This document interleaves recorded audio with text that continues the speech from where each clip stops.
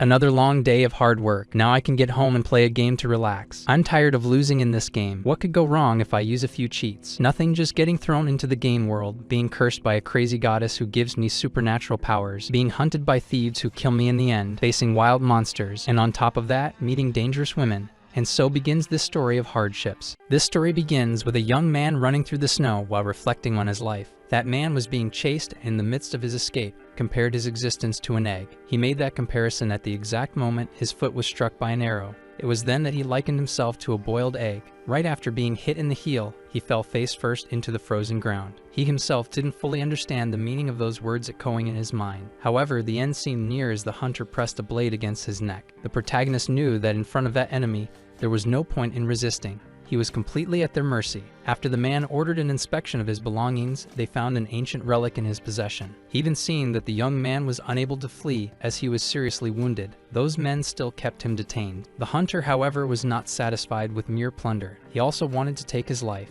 Even after being dismembered, the protagonist still whispered, asking the mother of corruption not to be angered. As he murmured words to that hand, it slowly crawled toward his body, and upon reaching him, it grabbed him tightly, still repeating words in a whispering tone. It was determined to make him eliminate those people. She was the deity that dwelled within him. Amid that unsettling scene, the protagonist held his own head by the hair as he spoke. He said he had already absorbed the contents of the relic. He spoke those words as he reattached his head to his body. That was why he had that hand which followed him everywhere. As he held it, it climbed up his body, and worst of all, he had lost money. The protagonist revealed that when he turned 30, his life changed drastically. Now he was tired and too busy to play. He only remembered buying a game, but couldn't recall the name or why he had bought it. He just kept playing as the Priest of Corruption. He explained that the Priest of Corruption was a complicated character, hard to play. His performance was poor, but there was nothing he could do. His heart would always race upon entering that world. He reported that, after acquiring all the materials, evolutions, and completing all class missions, he was startled by the computer screen as he suddenly found himself transformed into the Priest of Corruption. Soon after, a portal mysteriously opened, and he was sucked in, literally entering the game. Back in the present, in that snowy landscape, the sacred hand held him. With a gentle expression, he thought that the shrill voice, like heavy metal screams, could only belong to the goddess. He remembered that when he woke up in the game, all he had was the habit of the Order of Corruption, and the hand of the Mother of Corruption embedded in his chest. Her presence was unmistakable. Accepting that he had entered a game was surprisingly easy for him, and he quickly adapted. According to the game's description, the Priest of Corruption was a human genetically modified by drugs. As he walked through the snow, he reflected that this had granted him extraordinary physical abilities. His senses were heightened, and his body could only be destroyed by a deity. At times, he thought there might be something wrong with his mind. Upon seeing an animal tearing apart its prey, he realized he could never stand the liquid of life. Grotesque scenes like that no longer affected him. However, his greatest problem was that his body no longer felt anything, not even the taste of food. At another point, after some time, he was finally about to obtain his priest identity. As soon as he got that identity, he went to look for a job at a guild. While he waited at the counter, the attendant informed him that she would perform a verification. After handling some papers, he remained still waiting. He pretended to be a member of the Order of Preservation, because if he belonged to another order,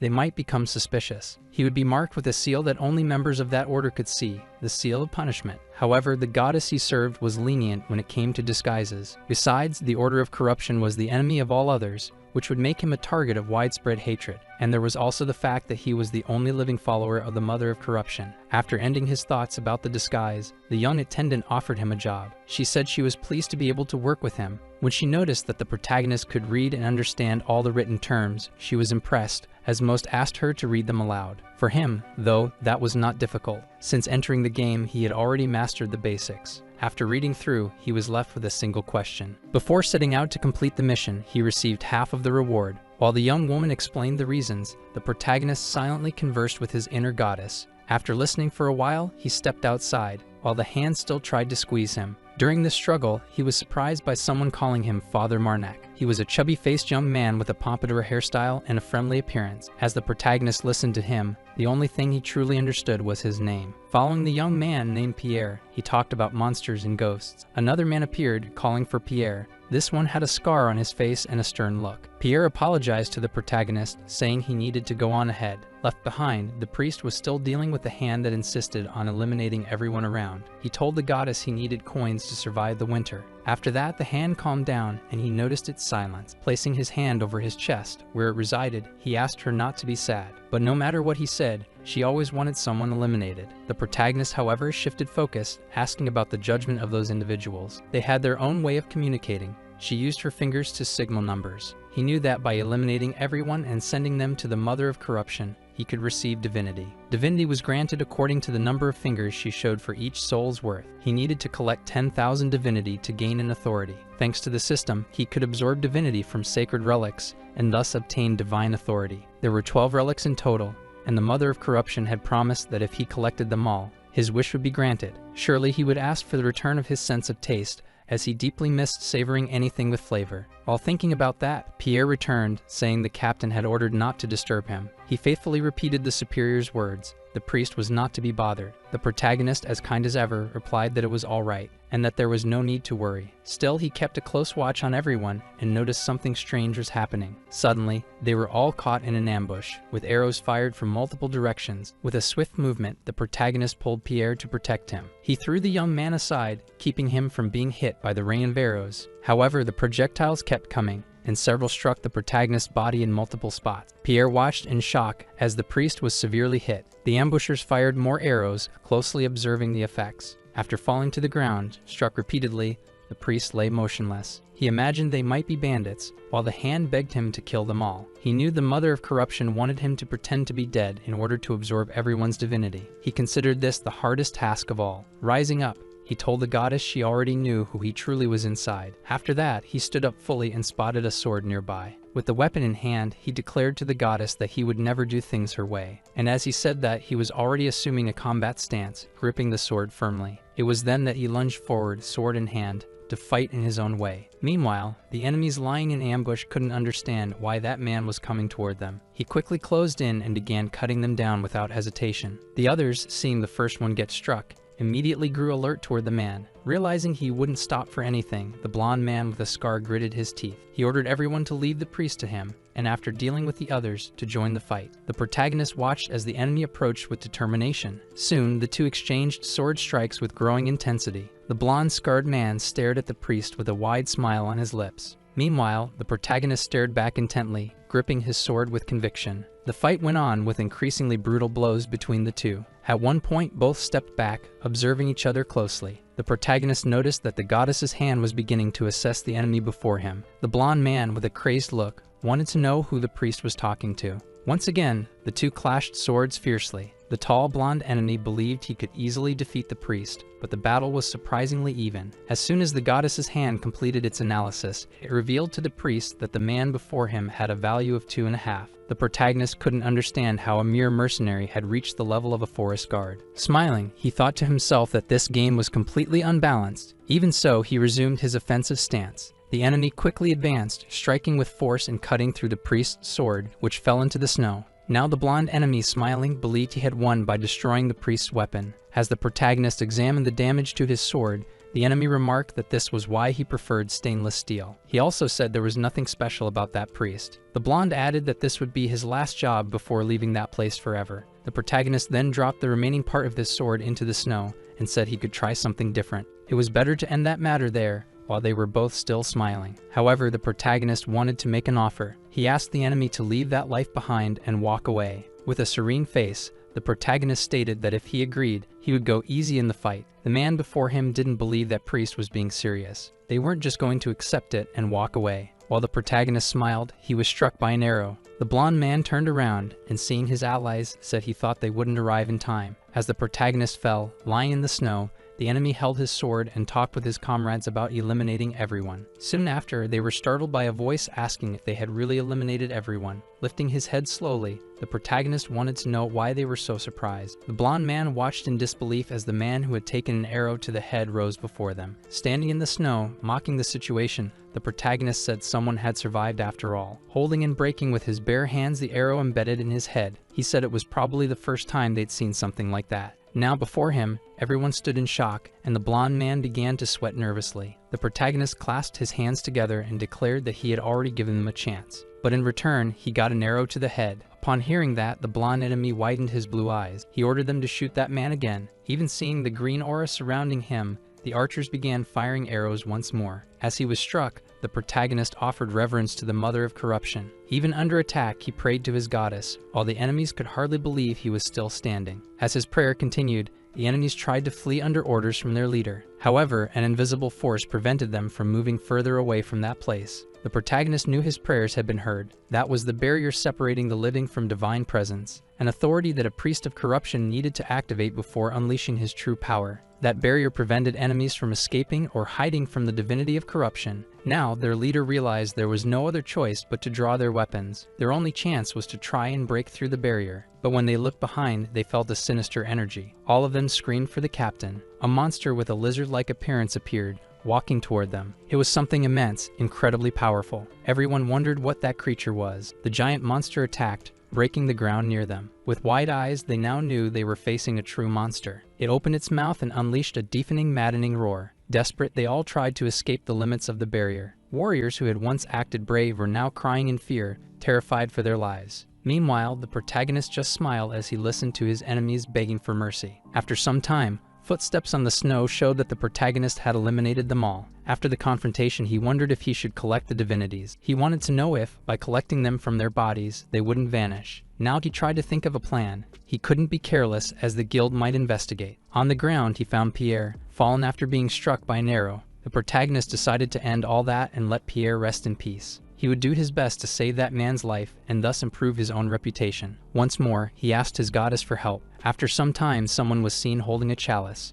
A woman asked what had happened to the individual who had stolen the relic. She was told that the person had been eliminated on the spot. Upon hearing that the head had been separated from the body, she wanted to know what happened to the remains. When the priest turned his back, a young man called for his attention. Looking at the chalice, he warned that it could return. From that point on, the priest considered setting out on a pilgrimage. Upon hearing that, the servant thought the decision was quite sudden. He asked if it had to do with the prophecy. The blue-haired priest's answer was yes. It was exactly because of the prophecy. Besides that, there was someone he needed to find. As he walked through the snow, carrying Pierre in his arms, it was narrated that 10 years ago, all religious orders had received a prophecy. The end would wear the shell of life and fall upon the world. As they saw the priest approaching with Pierre, the guards came to meet him. The protagonist was surprised by someone calling out to him, saying he had just returned. While the guards carried Pierre inside, a red-haired young woman announced that she had already received permission to pass. During the conversation, she told the protagonist that she never would have imagined, judging by his appearance, that he was so strong. Hearing that, he felt a bit awkward but only looked at her when she mentioned that she knew what he was carrying in a sack. She claimed that was the source of all the problems. She thought it would be better if, instead of carrying it around, he left it with the guild. While they walked through the city,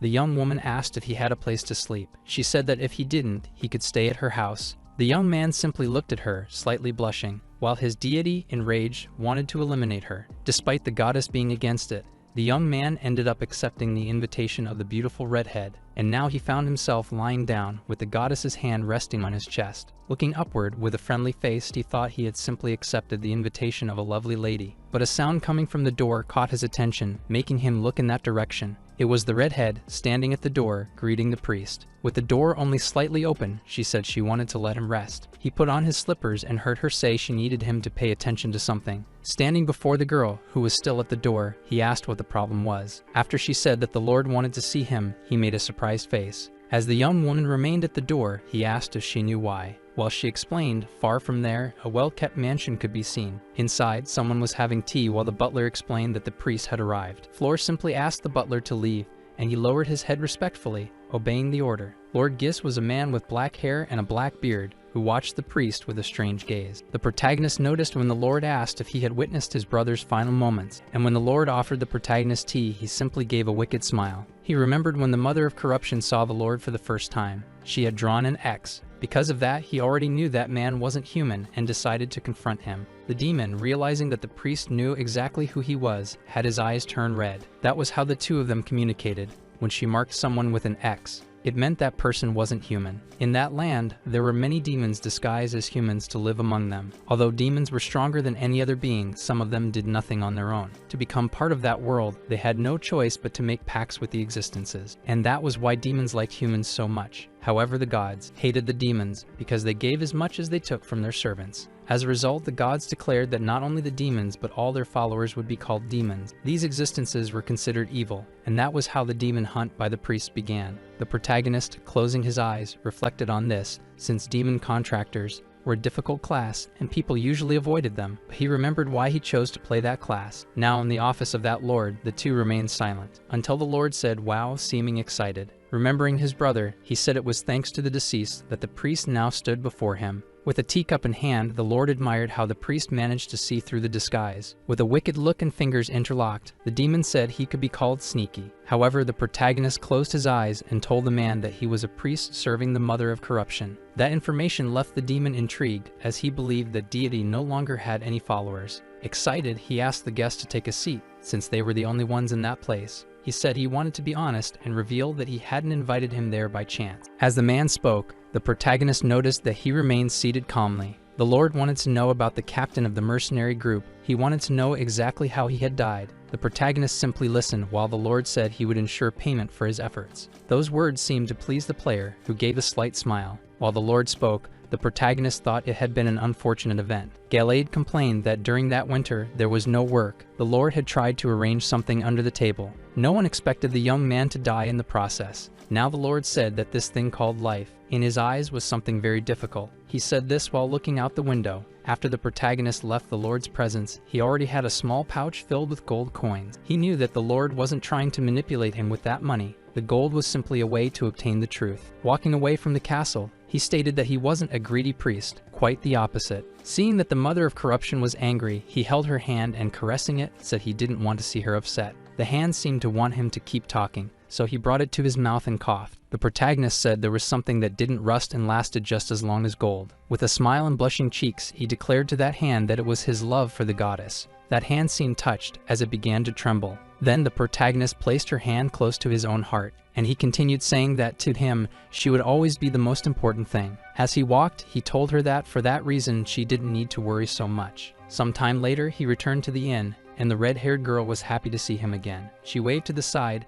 and asked him to greet the priests from the sect of teaching. With a cheerful expression, he thought that he didn't know what that sect was doing there. However, his eyes looked in that direction. It seemed like something was wrong. The look was also returned by one of the members of the sect. The protagonist already knew, the moment he saw them, the mother had told him. One of them possessed a sacred relic, and now the protagonist was analyzing the three before him. Someone walking toward him said that it was the result of a life dedicated to justice. The protagonist just watched, while the person continued, saying he never expected to see a priest of preservation. Introducing himself, he said he was the weight on the scale of retribution. He could be called Orvis. That man had a piercing gaze, shining armor, and carried a very striking weapon. He said the other, a large man with white hair, was named Corneas, and the young woman was Patina. They all greeted the priest by placing their hands on their chests. He returned the greeting in the same way, saying it was a pleasure to meet them. The red-haired girl mentioned a blonde woman who was eyeing some books in the library. The protagonist felt a certain relief knowing there were other sects and priests present. He thought that, even if not at that moment,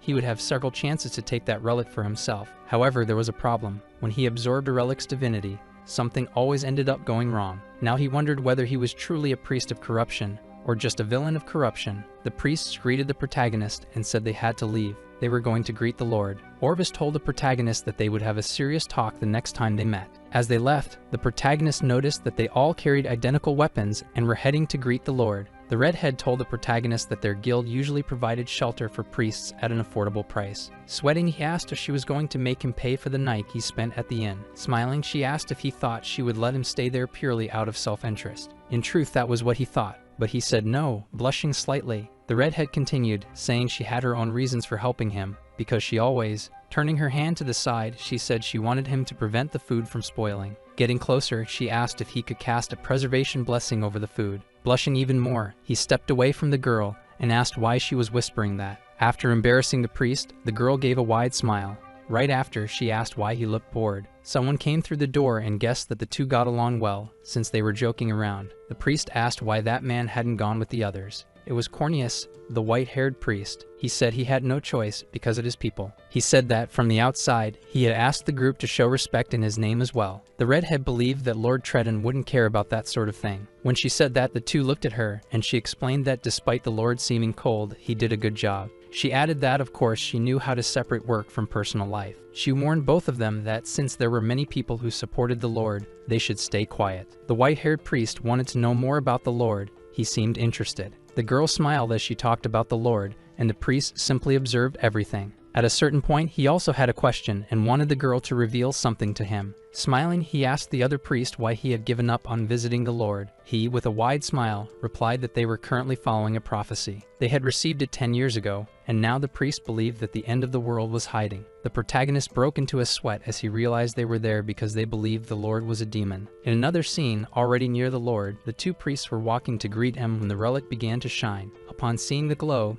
they knew. If a sacred relic shone near someone, it meant that person was a demon. Now with the relic in hand, they knew they had to destroy him. The demon knew he could no longer hide, so he revealed his true form. A burst of fire was noticed by both the protagonist and the other priest. A creature resembling a mutant lizard emerged from within the Lord's mansion. The priest looked in fear in that direction, but the other priests had already expected it. Inside the Lord's mansion, a priest wielded the scales of retribution, a weapon resembling a hammer. That was one of the three priests of wisdom who were facing the demon. During the battle, he alternated between axe and sword until he drove the blade into the top of the massive creature's head. A mix of dust, lightning, and all kinds of devastation could be seen from a distance as the priest challenged the demonic entity. The priest accompanying the protagonist explained that the glow in the sky was caused by the hammer of punishment wielded by Orvis. He said Orvis was probably fighting a demon and, pointing in that direction, expressed his desire to go help him. Marnak, however, walked in the opposite direction and said the priest could go ahead. He'd catch up soon. He returned to the inn, calling for the red-haired girl. Aaron, startled to see him, ran toward him, wanting to know what was going on. However, when the protagonist entered through the door with a strange expression, he only wanted to know where it was. Holding the girl in his arms, he asked where the medical center treating Pierre was. Aaron, not quite understanding the question, only watched as the priest leaped from there to a safer place. He was fleeing the rubble and destruction, acting as if he had little time. The young woman, carried by him, watched all the chaos around. People were screaming for help. In the distance, a massive reptile could be seen, the demon's current form, with the priest on top of it wielding his hammer. The redhead screamed in terror, trying to warn the priest about the monster. The reptile, besides being gigantic, was extremely muscular and completely uncontrollable. Marnak told her to forget the monster and just say where Pierre was. Seeing the young man's concern, she pointed in the direction with her finger. The protagonist, determined to protect him, stared ahead, repeating Pierre's name in his mind. Upon entering the location, he found Pierre lying on a mattress. Almost everything around was destroyed, but the young man remained calm, asleep. The protagonist looked at him and thought he couldn't let him die, especially after barely managing to save him. Despite Pierre being burly, Marnak threw him over his shoulder with ease. He then asked Aaron to climb onto his back as he could no longer carry her in his arms. The young woman, embarrassed by the closeness and hugging the priest's neck, blushed slightly. With a leap, he dashed forward at high speed. Determined to complete his mission, he ran as fast as possible. The young woman, as she was being carried, seemed deep in thought. Then she told the priest she knew a shortcut. Shouting through the wind, he asked where it was. She pointed with her finger and said it was just straight ahead in that direction. As they approached, she warned that they would have to pass through a house with a secret passage. The door was locked, but that wasn't an obstacle for Marnak, who kicked it down. Aaron, seeing the scene, was visibly embarrassed. While trying to keep balance and speed, slipping slightly on the floor, the priest kept going steadily. The young woman thought his movements were rather rough. Looking back at the destroyed door, she muttered softly that she really thought he was very strong. He set her down and told her that if things got worse, she should escape through the secret passage. She was confused about what he intended and why he wouldn't leave with them. Moments later, he explained that he needed to go back and help the other priests. Leaving Aaron and Pierre away from the chaos with a chance of survival, he set off once again. Aaron only watched his back as he ran and thought about how incredibly strong he was. After running for a long time, the priest reached a place, and his expression grew somber. He had arrived too late. On the ground, he found one of the priests badly wounded. It shook him deeply. He approached the burly man with white hair and a horn on his forehead. It was Corneus. Even weakened, Corneus recognized Marnak as he approached. The protagonist looked at him with sorrow, aware of the severity of the injuries. He knew there was nothing he could do. He spoke to him while he was still breathing, fearing that the end was near. The big man said his companion, Bettina, had died. The priest, looking to the side, saw the young woman's body brutally thrown against a wall. He asked Corneus if there was any other way to defeat the demon. Corneus revealed that there was still another relic, the white sword. It was with the priest Orvis, who had managed to stab it into the demon's head. He said that if Marnak took the sword and drove it directly into the creature's brain, he could defeat it. After revealing this, his eyes rolled back and his hand fell to the ground, kicking up a bit of dust. The protagonist remained by the body for a while. Then he called upon his goddess, the mother of corruption, and said he was going to collect something from that man. Meanwhile, Orvis was still fiercely fighting the demon. Using the hammer of retribution, he tried to drive the sword even deeper. However, the more he insisted, the more furious the reptile became. The creature thrashed, violently swinging its tail and limbs in all directions. From a distance, the protagonist ran with all his strength, believing this was his only chance. He leaped and managed to stab another sword near the creature's tail. Up ahead, he spotted the priest with the sword he needed. That's when he noticed the reptile behaving strangely. This made Marnak uneasy, fearing what might happen. The reptile firmly planted its feet on the ground. As it opened its mouth wide, Marnak recognized it. That was the death spin. The attack flung him far away, making him crash down violently. Almost out of strength, he told the mother of corruption that he was fine. Lying on the ground, his legs badly injured, he admitted that she was right. Blessings came with disasters. Despite the pain, there was a faint smile on his face. He felt he had succeeded. Looking to the side, he saw the relic nearby, which made him breathe a sigh of relief.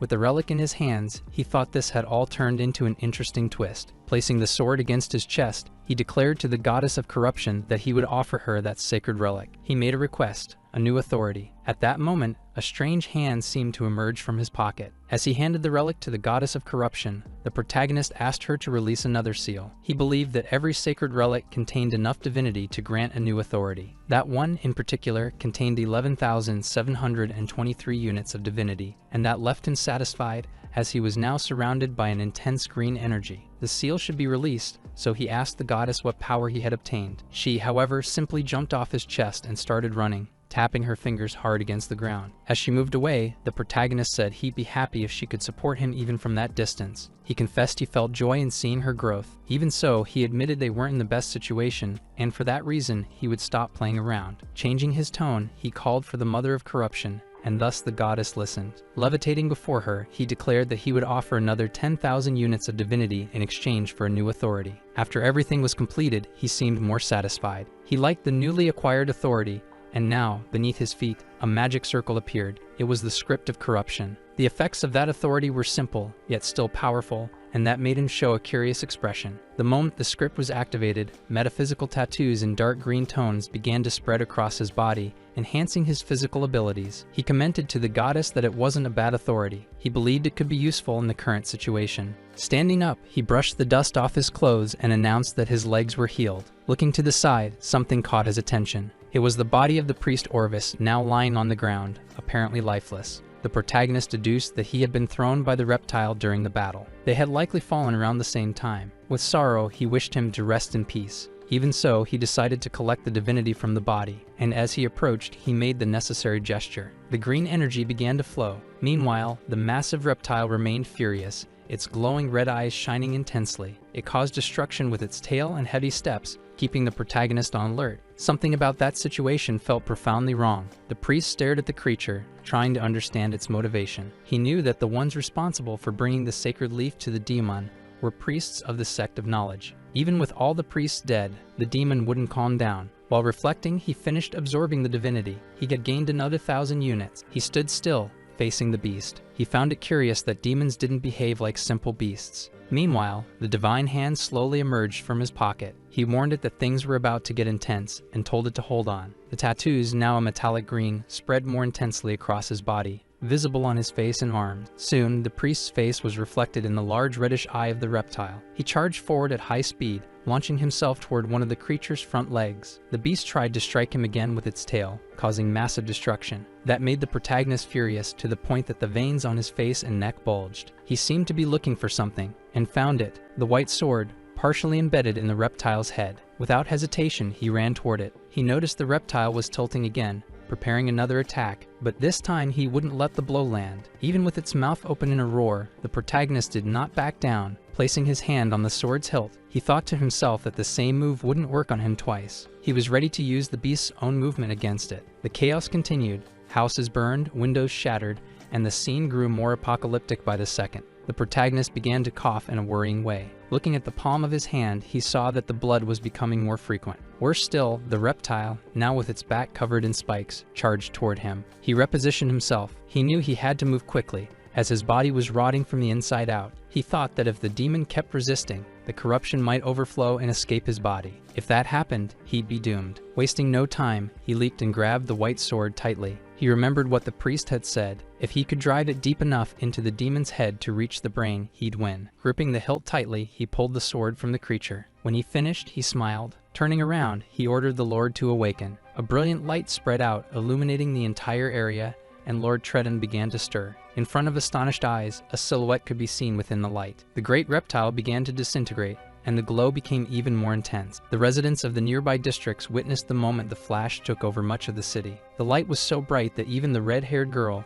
who was far away beside Pierre, noticed it. Curious, she walked to the door to confirm what she suspected. When the phenomenon ended, the Lord's body lay on the ground with visible wounds. Smiling, the protagonist asked if he was already awake. The man replied with a slight smirk. As he turned and saw him with his remaining eye, he said he was happy to see him again. The protagonist pointed at the white sword and said all of that had happened because of it. He raised his hand toward the Lord and said he owed him 2 reserve gold coins. The Lord, looking pleased, seemed to accept the deal with good humor. Leaning on Priest Marnek's hand, he slowly tried to rise. After the recent events, somewhere far away, a mage was focusing power in the palm of her hand. The young woman with intense blue eyes appeared to be casting a tracking spell. After carefully manipulating the energy, she launched it in a specific direction. The flow's trajectory indicated the person being tracked had passed through there, and now she and a hooded man watched the result closely. The man, already old and with scars on his face, merely confirmed what he had already suspected. As he stared at the ground, he watched the magic bring forth a strange kind of herb.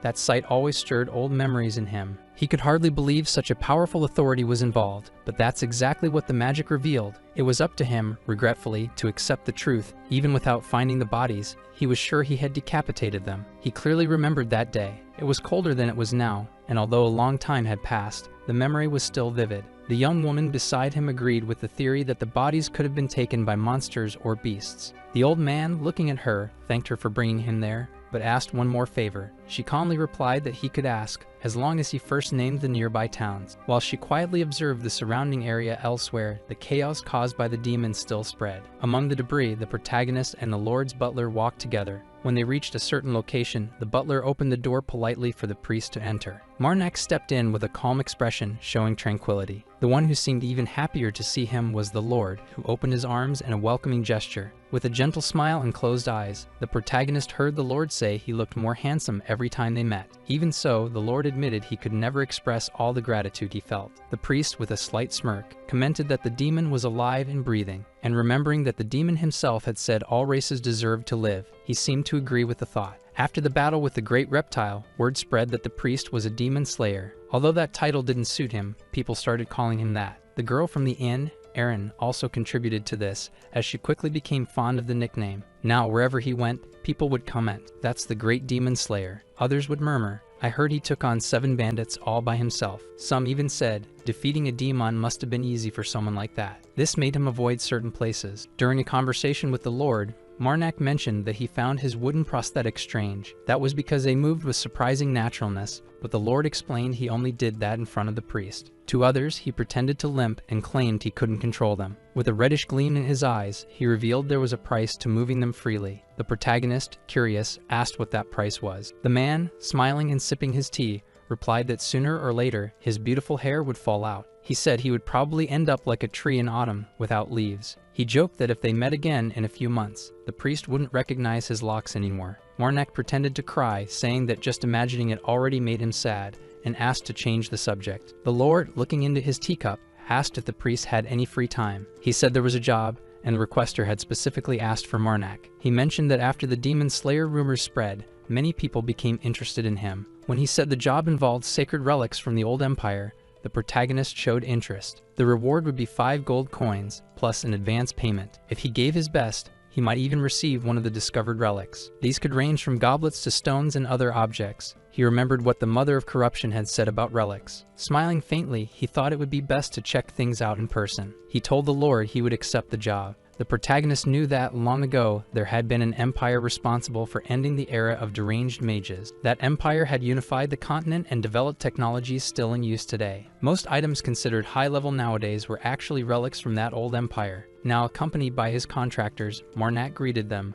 A man named Carmen Valtis introduced himself, saying he was in charge of the mission. The name sounded familiar, and upon noticing that, Carmen explained he was the son of Anthony Valtis. Before the priest could misunderstand, he added that he was an illegitimate son. The priest, smiling, thought to himself that the Black Wolf had always been a man of principles. Even so, he had an illegitimate child, something surprising, especially after the death of his wife. He wanted to know more, but found it inappropriate to ask. Noticing other figures in the background, he asked for them to be introduced. Carmen pointed to the hooded mage and said her name was Tunisia. He then pointed to the burly man, saying he was Sukas from the Unicorn tribe. The big guy with huge hands introduced himself politely, saying it was a pleasure to meet the demon slayer. The priest, smiling, asked them to just call him Marnak. Sukas replied that such an accomplishment was nothing to be ashamed of. Carmen, spreading his arms, said that now that everyone was introduced, they could continue the conversation on the road. 2 days later, they were gathered around a campfire. Carmen asked if Marnak wasn't going to sleep.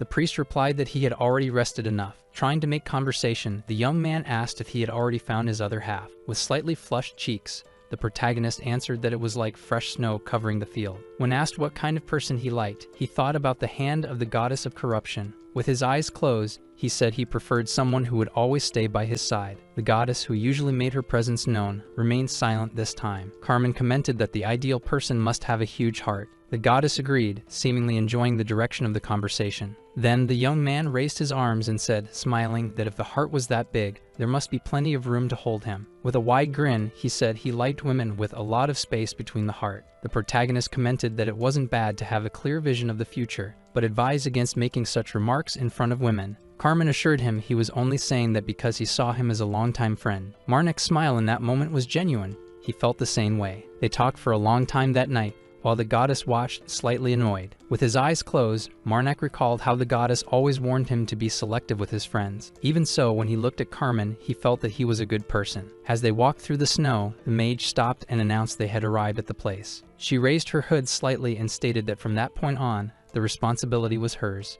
With the key in hand, she revealed that she was about to open the entrance to the ruin. Entering the ruins of the ancient empire was easy. First, they needed to find the key and then follow the coordinates written on it. In addition, they read the passage written in ancient language that was engraved on the key itself. To finally insert the key, it had to be turned clockwise or counterclockwise. That was what the mage was doing. Already placing the key in the correct slot, she turned it. Only she could do it, since mages were the only ones capable of reading the ancient language, which justified her role in the expedition. However, with a gleam in his eyes, the protagonist knew there was an exception to the rules: the players. They could also read the ancient language. Thus, the protagonist simply kept his abilities hidden. When the portal opened, everyone was ready to enter. The protagonist thought he had kept everything secret. The expedition leader, already with one hand inside the portal, looked back and invited everyone to come in. Once inside, the protagonist carefully observed the portal's interior. That ruin was huge and well preserved, although vegetation had already overtaken the walls. Cayman, as the expedition leader, was thrilled. Of all the ruins he had visited,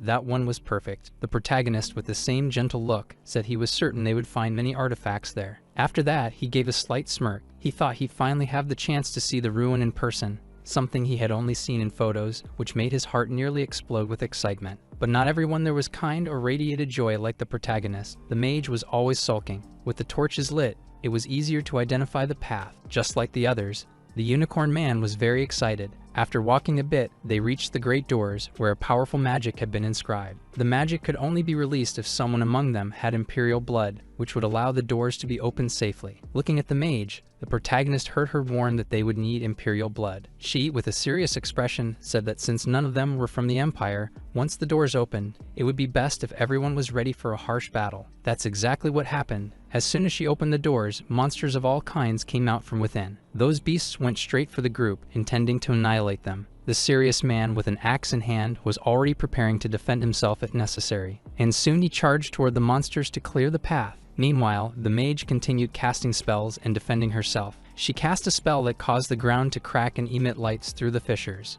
After that, several monsters began to fall. From the cracks, large explosions erupted, lighting up much of the area. They then exploded not only the area but also many of the monsters. Now the protagonist saw them flying through the air. The priest also gripped his sword tightly, ready to react if any of the creatures came close. With an extremely sharp blade and gifted with incredible powers, the priest began to fight. As the protagonist and someone highly skilled, he left no monster whole wherever he passed. However, something was bothering him. He had been warned by his goddess about the corruption. A sword was coming his way, but he had enough time to block it. As he turned completely, he saw that it was a monster and a sword was emerging from the palm of its hand. The player just stared at that monster, thinking he hadn't expected another one, but it was better to eliminate it. With that thought, he prepared himself, but something struck the monster's skull. The priest closed his eyes as an arrow passed very close to him and pierced the monster's skull. He wasn't startled, not even when the arrow passed so close, nor after the monster fell. He simply looked toward the one who had fired the arrow,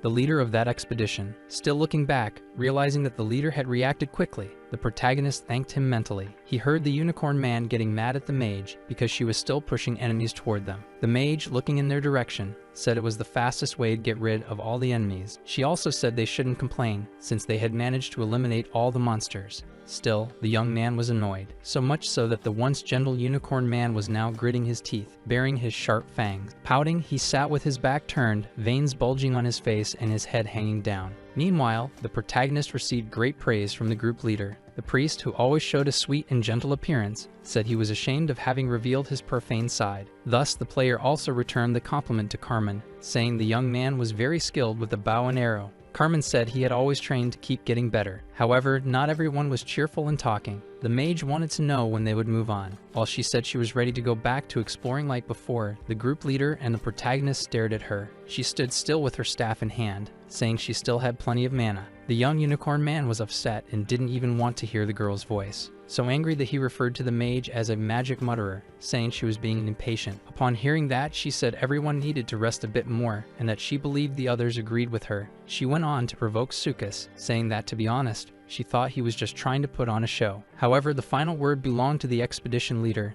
and he sided with the unicorn man, Sukas. Even with the mage upset, Carmen declared that the matter was settled. They would rest, and he didn't want to hear another word about it. Putting on a cheerful face, the protagonist thought all mages were full of themselves. In that world, becoming a mage was easy. It happened at birth if one was born with the ability. Even with some variations, those born with mana awakened it at a certain age, and were then able to access their magic. When that happened, knowledge of the ancient language would flow into their minds. Thus, they gained power without having to pay for it. They learned the ancient tongue and were given a magic staff. They could tap into the mana that flowed through their veins, which allowed them to break the world's natural laws. The protagonist, looking at the mage, knew that, since they were born mages, they had everything due to their vast knowledge. Most of them rejected any other way of learning new things, and just like the old mages, most became dull-minded, stubborn, rude, and grumpy. The protagonist, watching how she treated Sukas, thought most mages were arrogant. To be honest, he felt that, among all the mages, she was actually quite polite. Despite her bad temper, she spoke little, and her criticisms weren't that harsh. After some rest, the expedition leader announced it was time to move out. He said they would explore the next area,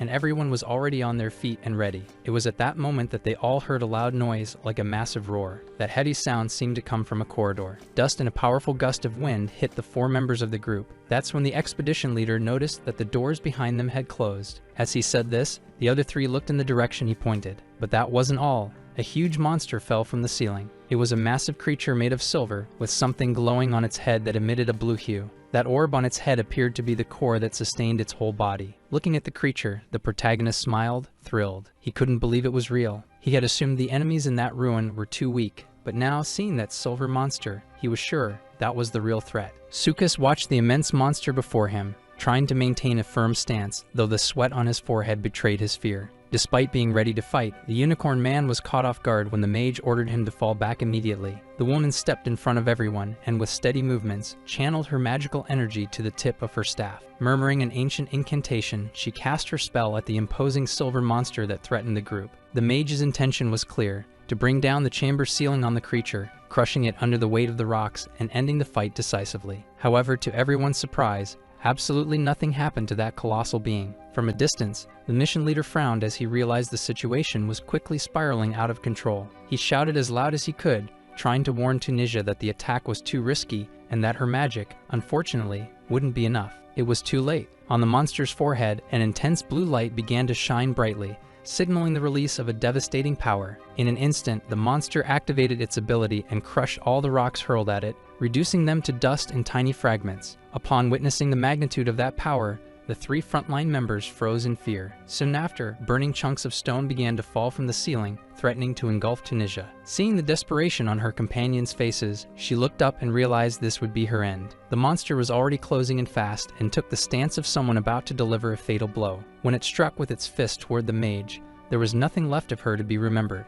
Even the unicorn man, who rarely showed any sympathy for Tunisia, was overcome with deep sorrow. The impact of the loss was so great that Sukas became completely motionless, turning into a vulnerable target. The protagonist, witnessing the scene, shouted desperately for Sukas to duck or get out of the creature's line of sight. Unfortunately, the young man couldn't hear the warnings or react in time. The monster's blow hit him directly, and a massive explosion lit up the area. Thus, the unicorn man was struck head-on, with no chance to flee or defend himself. Now, the silver colossus with the blue core turned its attention to the last two survivors of the expedition. With a gaze that made its intentions clear, the priest turned to the expedition leader and asked if he truly wanted to stay alive. Upon hearing the affirmative answer, the protagonist clenched his fist and firmly gave the man the chance to swallow his words. The leader, confused by the priest's attitude, didn't understand what was about to happen until he was suddenly knocked out. The priest held his unconscious companion in his arms, but didn't take his eyes off the monster. He had already said that he had a powerful ally, and so he summoned the beast. The metallic being didn't understand what this new creature appearing before it was. The beast emerged with its fingers interlaced, ready to unleash a devastating strike. It struck the enemy from above with a crushing blow, making it clear that it wasn't there to play. The protagonist, with his friend slung over his shoulder, began to withdraw from the battlefield, trusting the giant to handle the rest. Looking back, he felt secure for having summoned that creature, a reliable entity in moments of greatest despair. While fleeing, he found the remains of the mage and absorbed 1,000 units of divinity. Without wasting time, he also gathered what was left of the unicorn man, obtaining another 100 units. After that, he leaned Carmen, still unconscious, against a secure wall. With a hand on his head, unsure of what to do, the young man reflected on the battle. He believed it would take time before the beast could fully defeat the enemy. At that moment, the hand of the goddess of corruption began to stir restlessly inside his pocket. With a serious expression, the protagonist remarked to it that everything was happening just as it had predicted. Unleashing his neon green tattoos, he decided he could no longer hesitate. He rushed back toward the battlefield, ready to help. His eyes were fixed on the blue core in the center of the metallic creature's head. His true objective. The jewel shimmered with a supernatural intensity as the fight between monsters continued. The priest knew that gem was the only truly distinct part of that metallic body. He concluded that destroying it would be the key to ending the threat. So he climbed onto the back of the allied beast and launched himself into the air, determined to reach the glowing core. As he approached, he noticed that the jewel reflected his movements precisely. Without hesitation, he struck with force, shattering the core into multiple fragments. His eyes still glowed green as he fell onto the ground, already ravaged by battle. With the core destroyed, the metallic monster remained paralyzed for a brief moment before collapsing. The beast sent by the goddess of corruption lifted its head and howled, as if celebrating victory. The protagonist silently thanked the creature for its help. At that moment, the hand of the goddess pointed in a specific direction. The young man followed the gesture with his gaze and, suspicious, asked what had happened. That was when 3 more giant metallic monsters dropped from the ceiling. The protagonist's expression changed, revealing an unusual look. Now the new enemies stared directly at the beast and the priest. It was clear that neither of them was in any condition to face 3 more opponents of the same level. With a grim expression, the protagonist wondered how many more of them would appear. Leaving the battlefield behind, he returned to the expedition leader. The man, waking up, asked about the whereabouts of their companions. With sorrow, the protagonist informed him that, unfortunately, they hadn't even had the chance to defend themselves. Carmen reflected on the moment when the giants fell from the ceiling and concluded the key should have been activated earlier. Noticing that the man was blaming himself, the priest reminded him that everyone had been hired for a reason. Recalling the unicorn man and the mage, he said both of them knew exactly the risk they were taking. The leader, intrigued, wanted to know what place exactly that was. The priest answered seriously. They were standing before the legendary Black Gate. The man widened his eyes, incredulous at the revelation. It seemed impossible, and he closed his eyes tightly, trying to process the information. Even without understanding how it could have happened, he decided not to ask questions. Instead, he swore, in the name of the Valtis, that he would repay the debt he owed the priest. Smiling with his usual serene face, the priest replied that he would be waiting eagerly. Now standing in the corridor, he suggested that if his companion was feeling better, the two of them should keep moving, as the monsters hadn't been completely defeated. He knew that after taking down a single giant with the help of the beast of corruption, Others had descended from the ceiling, forcing him to retreat. Nearly out of strength, he had barely managed to open the doors ahead, needing to kick Carmen to push him into the room. Before moving on, he told the beast of corruption to return as soon as possible, as he knew she would come back shortly. As he walked, he observed the stones along the path, studying the composition of the soil. He looked up, amazed by what appeared to be valuable archaeological findings. Standing before a new door, he declared that they had finally reached the end of the ruins. The priest, turning to his companion, said he was freed to explore the place however he wished, and when they carefully opened the door and entered, they saw two relics displayed atop a pedestal bathed in light. From afar, the young man now understood that the stories he had read in books were true. Turning to the protagonist, he told the priest he knew he had no right to ask, but he still wished to request a favor. He asked, a bit hesitant, if he could keep that necklace, promising he would repay them generously. With his usual smile, the priest asked what exactly that necklace was. Carmen explained that the object was known as the Lineage Pathfinder, and revealed that with just a single drop of blood, it would be able to use the wearer's blood like a needle, pointing in the direction of someone from the same bloodline. The protagonist, closing his eyes for a brief moment, figured he already knew what the boy was hoping for. With a satisfied expression, the expedition leader declared that, while it may have been obvious he was searching for his mother, the protagonist listened silently as the young man spoke of seeking a mother he had never known. Then the boy turned to the priest, awaiting confirmation that he could indeed keep the necklace. The priest replied that it was fine and asked in return if he could keep the sword. After leaving that sacred place, they lit a campfire and sat around it, both of them avoiding contact with large blocks of metal, still remembering the recent ordeal they had faced. As he put on the necklace, Carmen commented that if it hadn't been for the priest, the two of them would surely be lost. While he discreetly looked at the protagonist, that priest seemed lost in deep thought. Holding the necklace in his hands, the young man asked the priest if he could bless it. The protagonist, with a serene smile, said yes, that he would be happy to bless it. With a light touch on the boy's finger, he made a small puncture.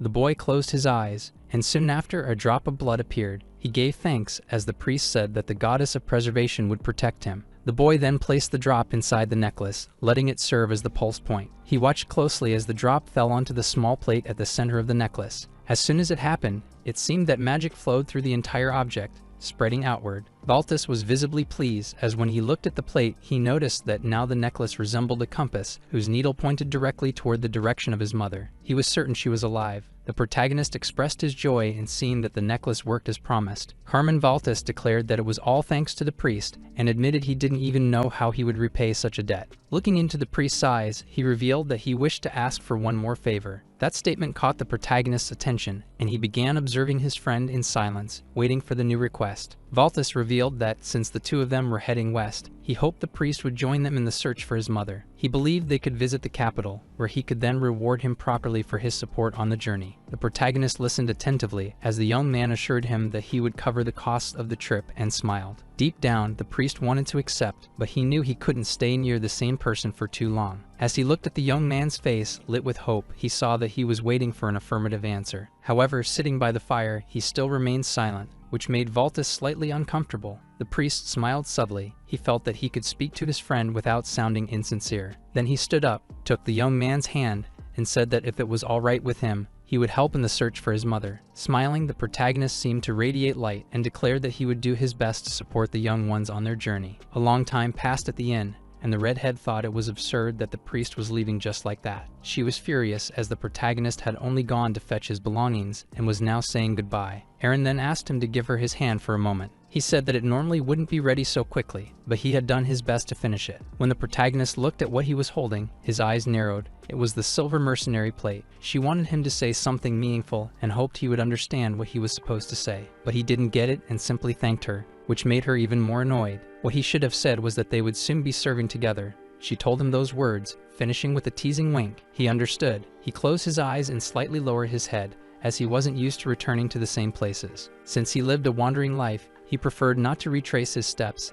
as it could limit his freedom. Aaron remarked to Priest Marnak that if he kept living that way, he would never find his soulmate. She said that was why it was up to her to say what needed to be said. He looked at her, hoping to understand better what she meant. Her words were that she would see him again soon. Now that truly confused him. Aaron repeated that they would meet again, and very soon, before he could say anything, she placed her fingers over his lips and said he didn't need to know how. With one final gesture, she placed her finger over her own lips and said that would be her last act before delivering a punishment. Elsewhere, Overpowered had gone to visit the Lord and was surprised to see his shiny bald head. Smiling, the Lord said he had merely reached the true form of human nature. But he quickly changed the subject and asked if the priest was heading to the capital. He then handed him a letter of recommendation. Smiling enigmatically, he admitted he couldn't pay him at the moment, but that letter could help him get out of a tight spot, as he had a trusted friend there. He warned, however, that he should only seek that friend as a last resort, as he was difficult to deal with. The priest thanked him sincerely for the gift. Meanwhile, the Lord expressed his happiness in being able to offer it as a gesture of true friendship. He wished the young man a wonderful life, knowing how short life could be. In another region, several footprints were seen in the snow.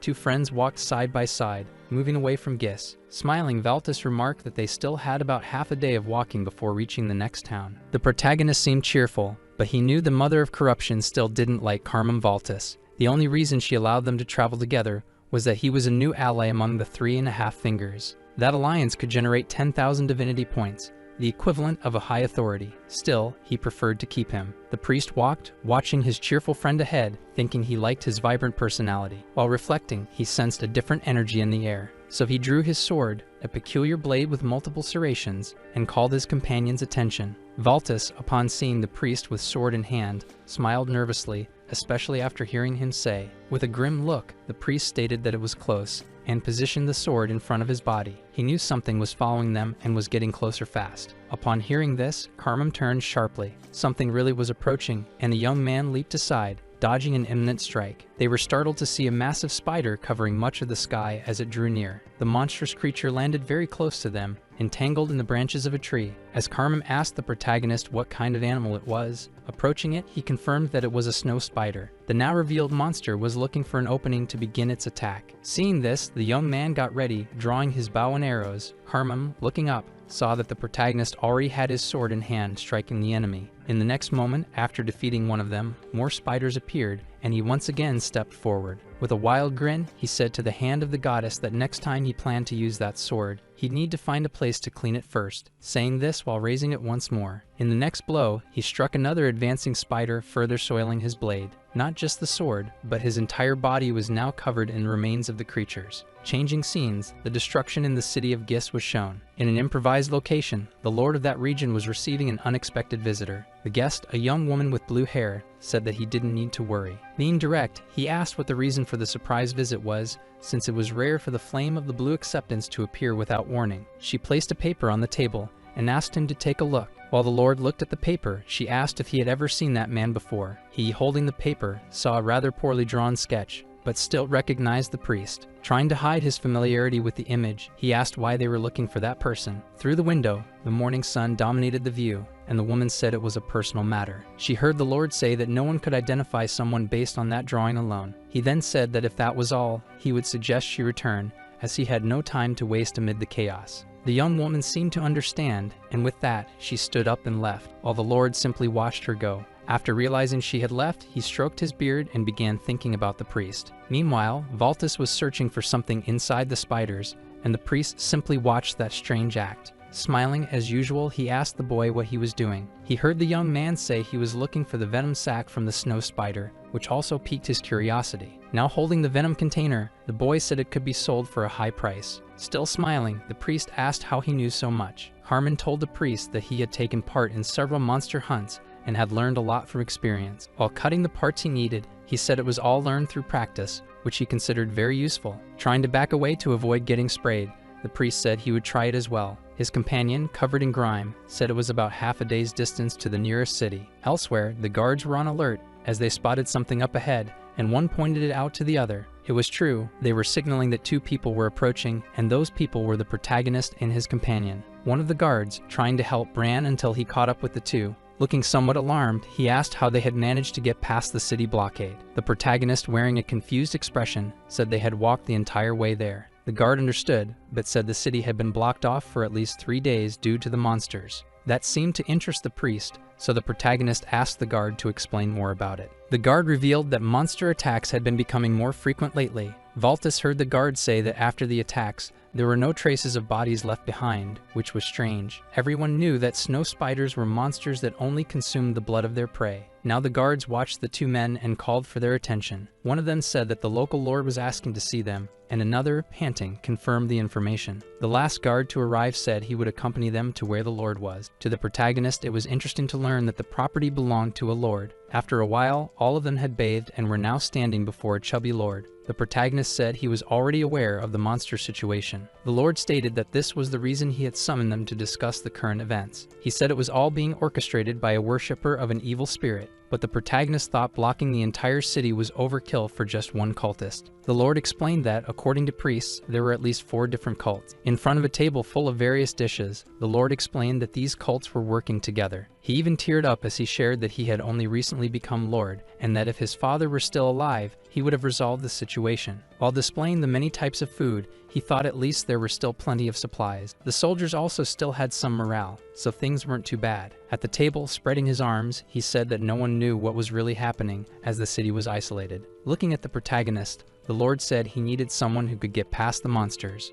The lord's expression was full of concern, waiting for their response, especially from the priest. Still silent, the priest closed his eyes, as if focusing on something. Then he said that he would help to the best of his ability. Some time later, he was having a conversation with the hand of the goddess, who was furious. With a magical item in hand, he said that at least they had received it from the investigators of the flow. Using the magical item, he said it could only be found in desert regions. Now the protagonist was sitting on the edge of the bed, alongside the hand of the goddess, his sword, and the enchanted container. He placed the sword inside the magic vessel, just as the goddess had instructed, to improve the blade's sharpness. After finishing, he picked up the valuable item and was about to store it away, while the hand of the goddess touched his shoulders. Rubbing one hand against the other, she said that life was meant to be lived to the fullest. Looking at the item in his inventory, the protagonist seemed satisfied, and the hand of the goddess remained with him. With a crooked smile, he said he had always wanted to say those words. He told the goddess that the real reason he accepted the lord's request was how strange the situation felt. He had never heard of 4 different sects cooperating. Even though the title of evil spirit sounded intimidating, in that game, it didn't mean much. Everyone knew it was a title given by the main gods to other gods. Among all evil spirit worshippers, it was rare to find one mentally stable.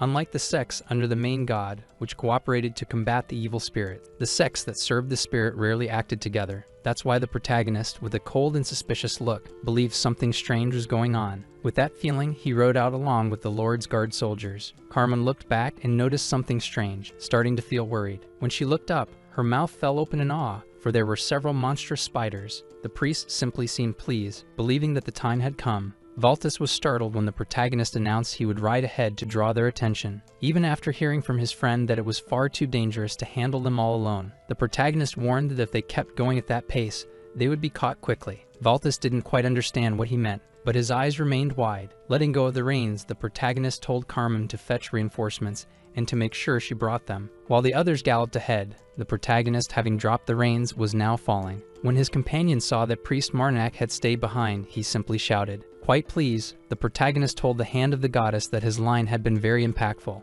Then, a massive explosion sent snow and ice flying in all directions. Hearing it, Valtis gripped the reins tightly and closed his eyes with a sad expression. With the explosion, the other riders looked back. When they did, they saw massive beasts like large mutated wolves. There were also snow spiders in greater numbers, along with snakes and centipedes. But among all those monsters, the most monstrous of all was the protagonist. With a crazed smile, he asked the goddess what she meant when she said his performance was interesting. With his sword in hand, he was ready to saw through all those monstrosities. He was willing to give proper attention to every single one of those little monsters, and for that he had his saw. While he fought off some monsters, even more kept appearing, but the protagonist pressed on, slashing with his sword at all who crossed his path. He gripped the hilt of that unique sword tightly. With it, he delivered fatal blows to every monster that stood before him, and more snow spiders appeared, along with other terrifying monsters. But after striking down all those beasts with his 2 swords, he turned his back and let them fall. With a satisfied expression, he thought that if this happened every day, he should start carrying a bathtub. He thought he should mention it later, for now he stood before a strange place. He walked, thinking he couldn't believe the treatment he was receiving. That place had old wheels and barrels. He looked around and thought he remembered mentioning that the attacked carriages had been empty. Walking among them, he noticed a hand near his feet. Bending down to take a closer look, he saw the rest of the body, completely dried out,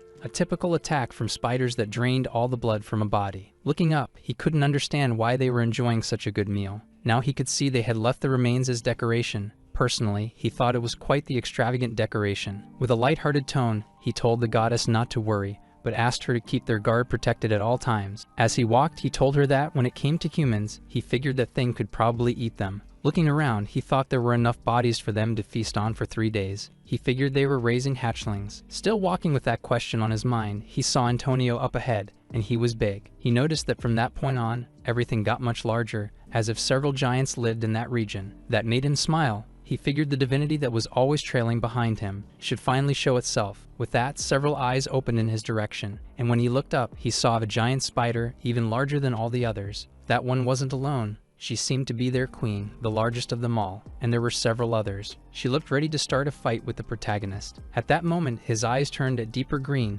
and he asked the goddess to draw the line of corruption. Immediately, a line of green energy began forming around all the spiders. Still with the green light reflecting on the young man's face, he just smiled subtly. Unintimidated, standing face to face with that massive spider, he told the goddess that he would need her authority. When he said that, the beast began to appear to help him as always, and he confessed that today he would sacrifice himself. Now came the fierce white beast, always attentive to the priest's calls. He told the great beast he would offer her the head of that human-eating spider. He watched the white beast fight the giant spider, and with that, green tattoo-like marks reappeared on his face. He also noticed the beast was at a disadvantage as the spider was stabbing its tentacles into her. That arachnid monster growled and bared its razor-sharp fangs at the beast. The beast roared in pain as all those tentacles pierced into her, and the protagonist noticed the spider was twice the size, and it was extremely furious, still growling and baring its teeth, even drooling. With a sly look, the protagonist thought he needed to find a way to help the giant, so he started slicing with his special swords, cutting those tentacles and preventing them from attacking the giant. He wanted to free him so he could help more. He could feel that the energy was concentrated inside the spider's body, and he kept cutting, making sure not to damage any part of the spider. Looking with intensely green eyes, he thought there had to be a weaker point somewhere.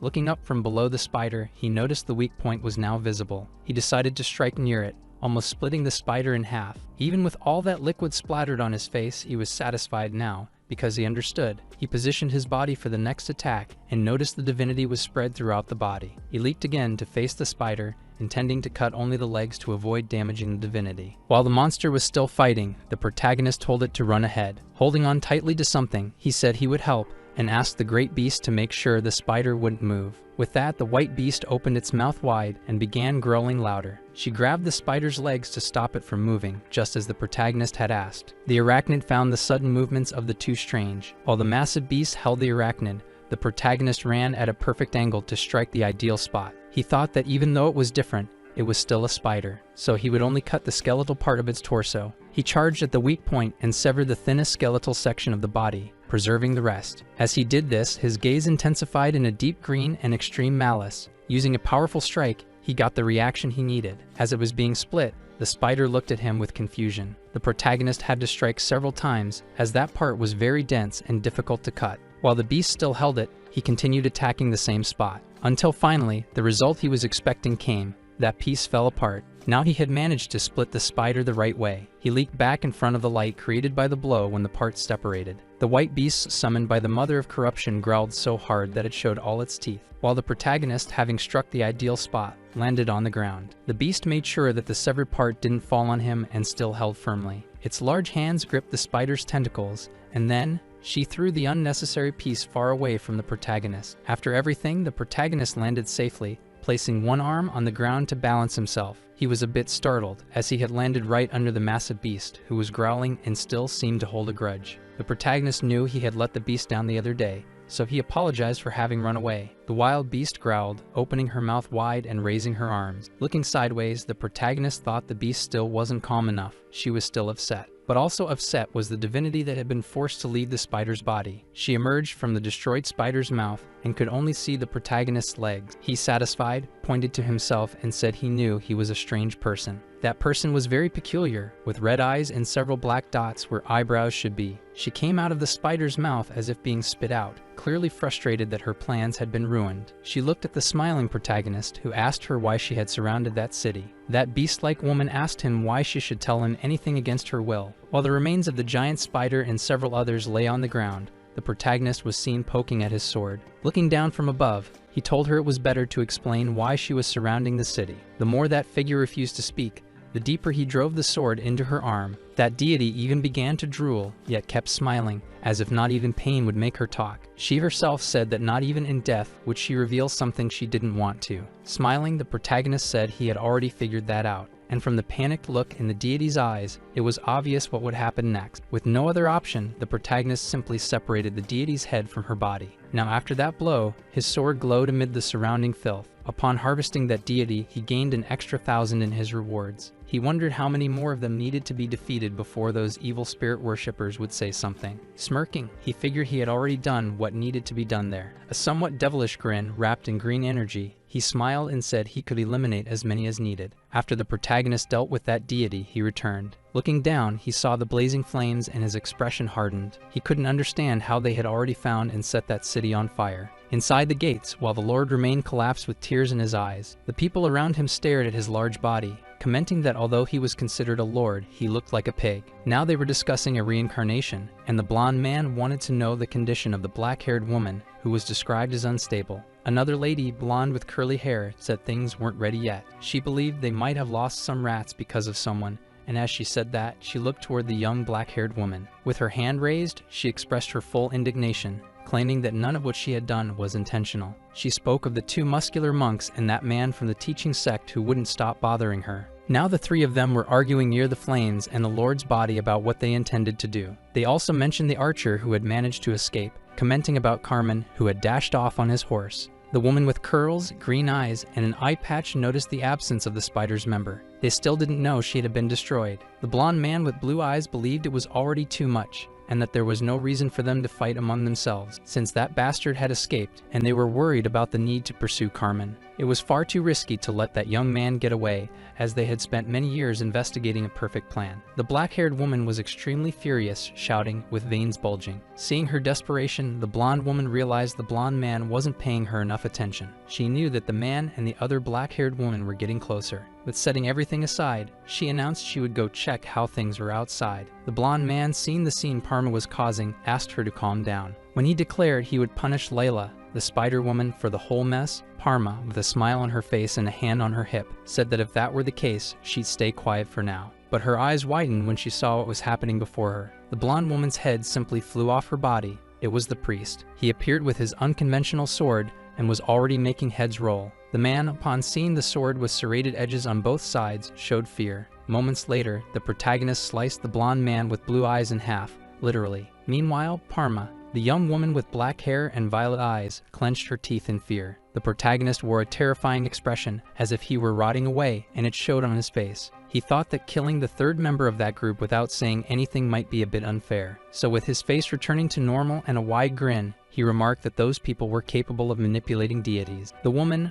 eyes wide with fear, feared for her life, but was willing to tell everything. To that, the protagonist was even surprised, since he didn't need to intimidate her. She revealed everything herself. When she finished, her eyes remained wide, and she was sweating, afraid that she wouldn't be released. The protagonist, now calmer and with a faint smile on his lips, still surrounded by green essence, kept staring at the young woman and said she was a worshipper of the evil spirit. Then, smiling, he asked the reason they were surrounding that city. After hearing the story, he found it all more interesting than he had imagined. She pointed to a giant head that looked like a living meatball, explaining that was the reason they had taken so much time. Pointing upward, she said everything had been perfect because they had spent 3 years preparing for it. That thing seemed alive and quickly rooted itself into the ground. The story was simple, and the woman said they would have to sacrifice everyone inside the city. In truth, she claimed the group knew they would need at least 5 years to prepare, but with the disappearance of one of the knights, they had to push the plan ahead. Upon hearing all that, the protagonist grabbed his saw and got ready to cut. Parma feared she would be the victim, but he walked past her, saying he would eliminate that monster that had consumed human flesh and blood. The woman pleaded while he tore through the meat mass with his unusual sword. She warned that it couldn't be done,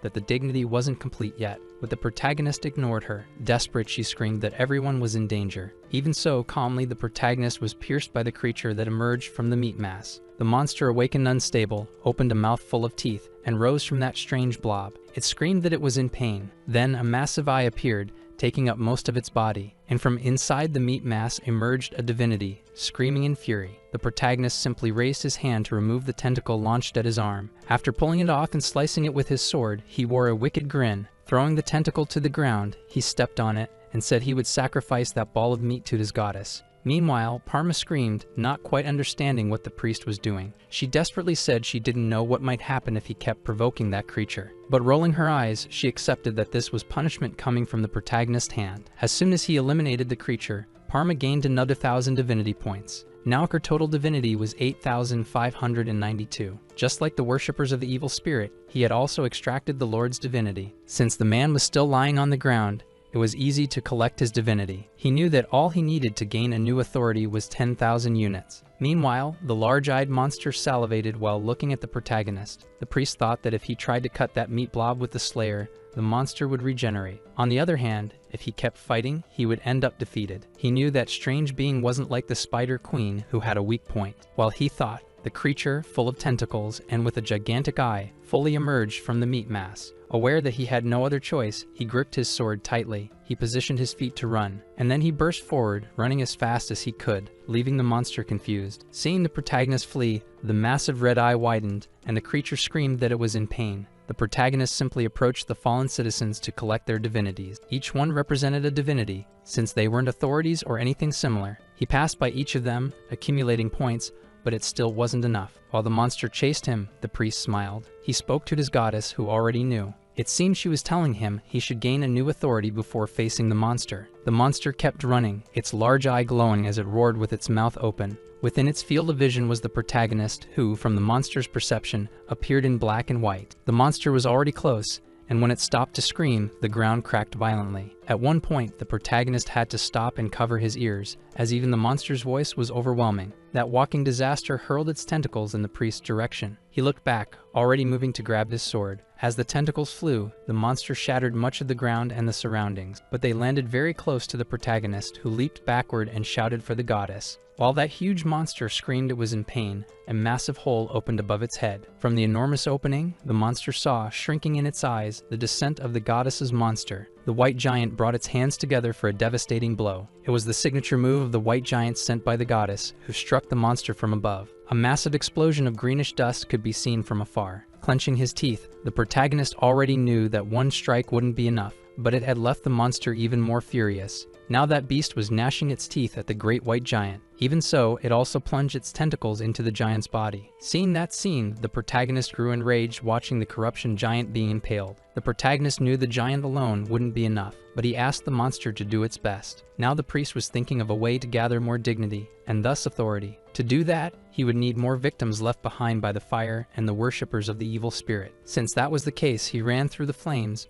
but many of those bodies had already lost their divinities. The fire had covered most of the area, and the goddess warned the priest that most of them were no longer useful. The protagonist, had he known, would have harvested the divinities before confronting the trio of evil spirit worshippers. As he ran, he thought about how the number of accumulated units so far was only 9,237. Stepping firmly through the blaze, he thought he just needed a little more. He focused on his thoughts while running through the flames. At a certain moment, something curious caught his attention. A large explosion occurred very close to him. It was so strong that he had to raise both arms to avoid being hit by the debris. With his special sword in hand, he looked to defend himself. Meanwhile, the monster tried to hurl its tentacles toward the protagonist. Thanks to his skill, he managed to stop some of the tentacles with his saw. He preferred to run and collect more units rather than engage in a doomed fight. While that sticky monster screamed the only word it seemed to know, it cried out that it hurt. Now it was above the protagonist, trying to strike by surprise. Although it attacked, it wasn't successful, as the protagonist simply dodged. The monster, already highly evolved, ground its teeth in hatred and rage. Meanwhile, the protagonist, with his green eyes and saw in hand, stared the monster down. Now that tentacled beast had feet that were nearly human. Its appearance was also much closer to that of a human. It no longer had tentacles. The protagonist, now face to face with that monster, noticed it had undergone a significant change after fighting the giant. That monster, with only one eye and clenched teeth, opened its hand toward the protagonist. The monster appeared to be smirking slightly as it watched the protagonist from afar. After opening its hand, several tentacles emerged and were launched toward the priest. The priest looked at the creature before him with focused eyes. Thanks to his attentiveness, he was able to slice through the incoming tentacles from multiple directions, all with his sword, which looked more like a saw. Of course, the monster didn't like having its tentacles shredded, but the protagonist wasn't going to stop there. He lunged toward the monster, intending to slice it too. As he prepared this attack, his green eyes intensified, noticing something different. The monster had closed the distance too fast and was already in an attacking stance. It managed to grab the protagonist with several of its tentacles. The monster appeared to be exerting force, trying to hold the protagonist tightly. It also ran, seemingly trying to slam the protagonist into the ground. The priest, now upside down, noticed the ground drawing nearer and nearer, until he was thrown with full force into the earth. Upon impact, he cracked the surface. Lying there with his arms spread, he looked up. With a mocking smile, he told his goddess that he was fine and actually considered himself really lucky. Then he asked the goddess if she remembered what the worshippers had said earlier. He reminded her that they had said the large man lying on the ground was a lord. Placing his sword on the ground for support, he stood up. He seemed to struggle a bit to stay upright. As he rose, the foot of the enemy watching him came into view. Not only was it watching, but it was already preparing a new attack move. From a distance, the priest noticed the glow radiating from the beast he had been seeking. Realizing his time was short, still smiling, the priest asked the goddess to harvest all the divinities. After saying that, green flames engulfed the place. It became clear that his divinity was increasing rapidly, especially since that was a concentration of soldiers. As soon as his divinity reached 10,000, the protagonist already wore a different expression. While the monster stared at him, it wondered what he was doing. When the priest simply stopped within a core of green essence, it began to radiate, and the monster just watched. The priest asked the goddess to accept his offering of 10,000 units. The divinity appeared behind the protagonist as a beautiful woman wrapped in shadow. The monster, seeing this, didn't seem to like the green light and didn't know what was happening. Now around the protagonist, black flames surrounded him from all sides, which caused even more confusion and astonishment in the monster, who could only watch. At a certain point, it noticed that the protagonist was walking toward it with the expression of someone ready to fight. The protagonist had a calm gaze and seemed to have something very interesting in store for the monster in front of him. The priest's sword already had its saw blades properly set in place. The protagonist closed his eyes, excited, as he said the monster was about to feel an immense level of pain. With that, the beast widened its red eye and gnashed its teeth. The protagonist, now with his usual neon green tattoos, asked the beast to watch closely. But of course, the monster wouldn't just stand still. It was already preparing a new attack. Yet, before the demonic eyes of the protagonist, before his new authority, the pit of corruption, that monster was nothing and wouldn't get what it wanted so easily. As he passed near the monster, the protagonist knew his powers could decompose any living being. He was satisfied, for he had managed to use the scripture of corruption, while the monster simply smiled. Using the corruption rosary had paid off. Now he could choose which part of the body would decompose. The monster was shocked when it noticed its hand was deteriorating to the point of falling off. Looking at it with sarcasm, the priest wanted to know how good the monster's regeneration was. The monster, eyes wide, couldn't tell whether it was gaining decomposition or regeneration. Even so, the protagonist wouldn't wait. He had his sword and would saw the monster apart. The weakened monster, with its red eye frozen, begged the protagonist to stop. But for that rival, it was already too late. The priest's sword had already pierced through what remained of its body. As he split what was left of the monster in half, the priest told his goddess, satisfied that he had succeeded. Now the priest held a sphere surrounded by pink energy, and the hand of the goddess also held it. That glowing sphere was a relic the protagonist had chosen to offer to the goddess. As the goddess received the offering, the protagonist asked her to release one more seal. When the offering was finally accepted, a great green light emanated and enveloped the priest. Once again, daylight broke, and Marnek still had the sphere in his hands. His large green eye gazed upon the landscape ahead of him. That part of the city wasn't destroyed, and he noticed someone approaching. The protagonist looked somewhat excited at the approaching figure and seemed to recognize her. The figure before him appeared to be a young girl with bandaged arms, just like the hand of the goddess. The young girl looked at the boy and placed her bandaged hand on her face. As usual, the priest looked at that girl with a smile. To be sure it was his goddess, the protagonist placed his hand on the girl's face. A genuine smile showed that he knew it was her. The girl was a child who could barely walk and asked the protagonist why she was still a child. When the protagonist tried to ask the goddess something, the girl simply looked at him, trying to hear clearly. The priest wanted to know if another deity's divinity was flowing inside that dead incarnation. He wanted to find a way to acquire it, but she was already dissolving and turning into dust. However, the girl raised her bandaged hand toward that dust. She seemed to be straining, her expression firm as she thrust both hands toward the dissolving remains. She knelt and began to cry, realizing she couldn't contain the divinity. Smiling, the priest told the goddess she didn't need to try so hard and could simply return to stay by his side. Returning and hugging the protagonist, the young girl seemed calmer, as he said it was because everything was a mess. The girl cried while looking at the protagonist, saying she still couldn't return to her original form. Holding the green sphere in hand, she said they had now unlocked the seal of the sacred relic with 10,000 divinities. She asked the goddess to grant her a favor while saying this, and that sphere glowed green, just like the eyes of the goddess of corruption. When he said he would need a new authority from the heavens, an intense light appeared. The intense light that descended from the sky formed the core of a massive energy. That energy enveloped the protagonist in a sphere of light. The priest, with fascinated eyes, asked the goddess what the meaning of that new authority was. The goddess in that small body clenched her fists, her cheeks turning red, and said he could use it as much as he wanted. As he walked with the little goddess, the protagonist told her that power was far too strong. Smiling, the protagonist thought that the curse of corruption he had just received was an authority dangerously close to the demonic. With that authority, all living beings within the range of a small city would rot slowly. To the priest, it would be fine if they were villains or people who had already passed, but doing that to innocents would be wrong. With the relic shattered on the ground, the next question was why the sacred relic had been sealed inside an incarnation. The priest looked at that young woman with intense eyes and thought that perhaps it wasn't just a coincidence. With what was left of the relic, which was slowly vanishing, he wondered if the goddess was being used. If that was the case, and they were creating the incarnation with the goddess's powers, they would have a serious problem. Looking at the young goddess and thinking about the problem already gave him a headache. He had received many attacks imbued with divinity, and now felt dizzy in front of the goddess. Moments later, the priest collapsed unconscious on the ground. The young goddess, with brown eyes and black hair, cried, and in her eyes were reflected the priest's green ones. Her tears now fell onto the protagonist's face, who lay on the ground. She wept upon seeing that he had reached his limit. However, at a certain moment, it seemed her eyes filled with energy and widened. She noticed Carmen standing before her, smiling and saying that the protagonist had finally woken up. As soon as he realized he was awake, he suddenly reached for his chest, and from the look on his face, he seemed to be forgetting something. In a burst, he sat up and asked Carmen where his things were. The young man asked Priest Manarch to calm down and promised to explain everything. But the priest, in a panic, screamed and demanded his things immediately. However, when he heard the goddess's essence within him, he gradually calmed down. Carmen seemed to know that the contents of that cloth were very important to his friend and priest. That's why he handed him the bandaged hand of the goddess,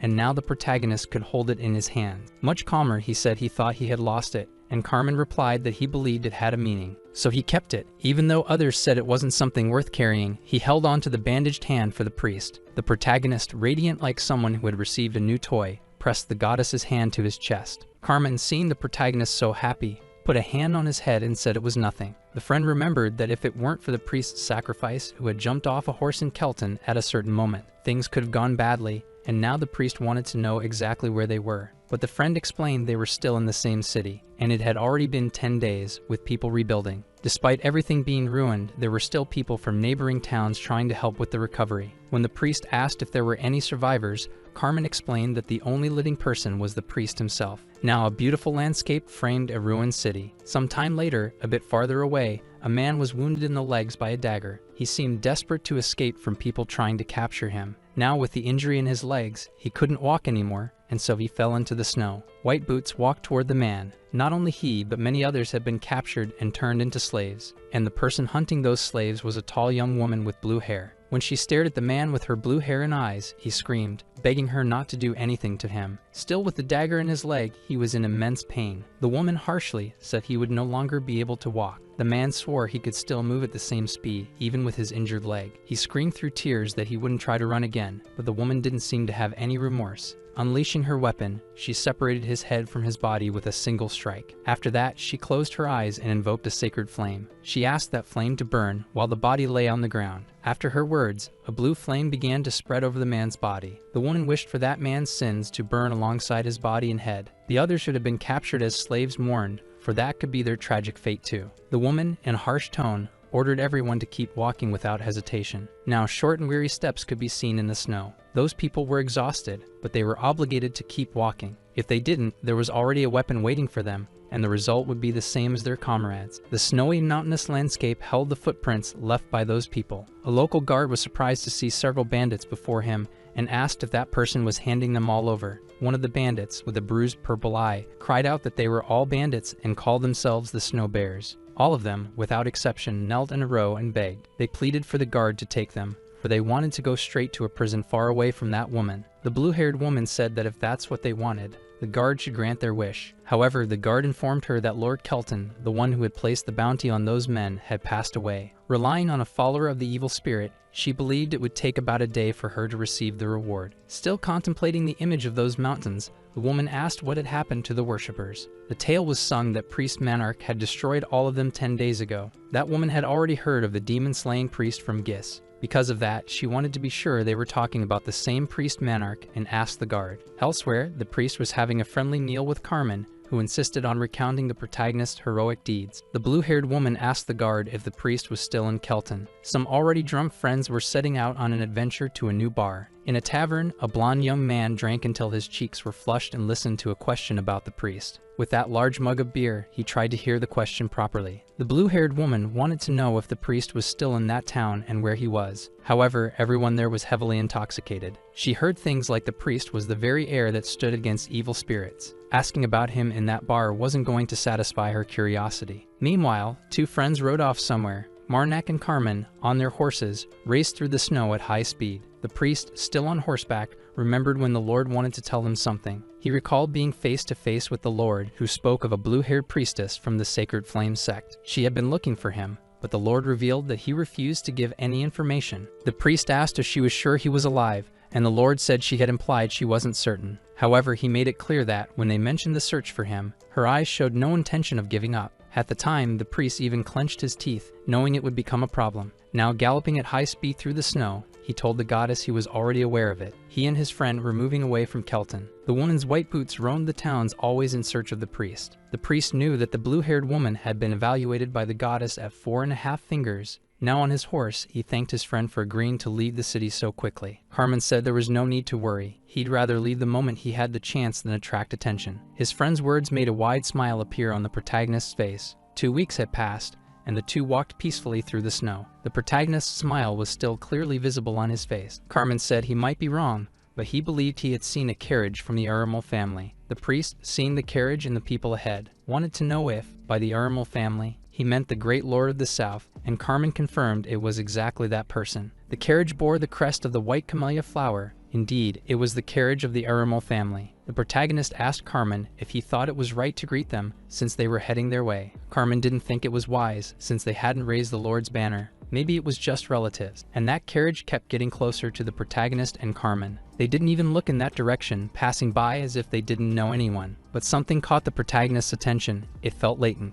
Carmen noticed the change in his friend's face the moment he looked at him. That's when the priest warned Carmen that someone was tied up inside the carriage. Upon looking, Carmen saw that all who patrolled the carriage raised their weapons. Those mercenaries told the young men they'd let them go if they pretended they hadn't seen anything. Now one of the mercenaries gave a wide, malicious grin and called for his whole group. Those men thought it would be easy to overpower the two since they were outnumbered. As soon as he shouted to eliminate them all, a massive explosion was seen. Someone's head rolled far from them and from its own body. It hadn't just been severed by a sword, it also had an arrow embedded in it. The mercenaries, upon seeing what had happened to one of their comrades, began to sweat coldly. One of them, the hawk-headed one, asked how they dared raise a sword against them. Still wielding his sword, the priest said he already knew they were kidnappers. With a meticulous look, he warned his partner that only 8 remained. This made the mercenaries feel the weight of what was coming. The man who held someone at sword point told his subordinates not to fear those 2 weaklings. It was also told to everyone that they should hurry with the cleanup, as time was limited.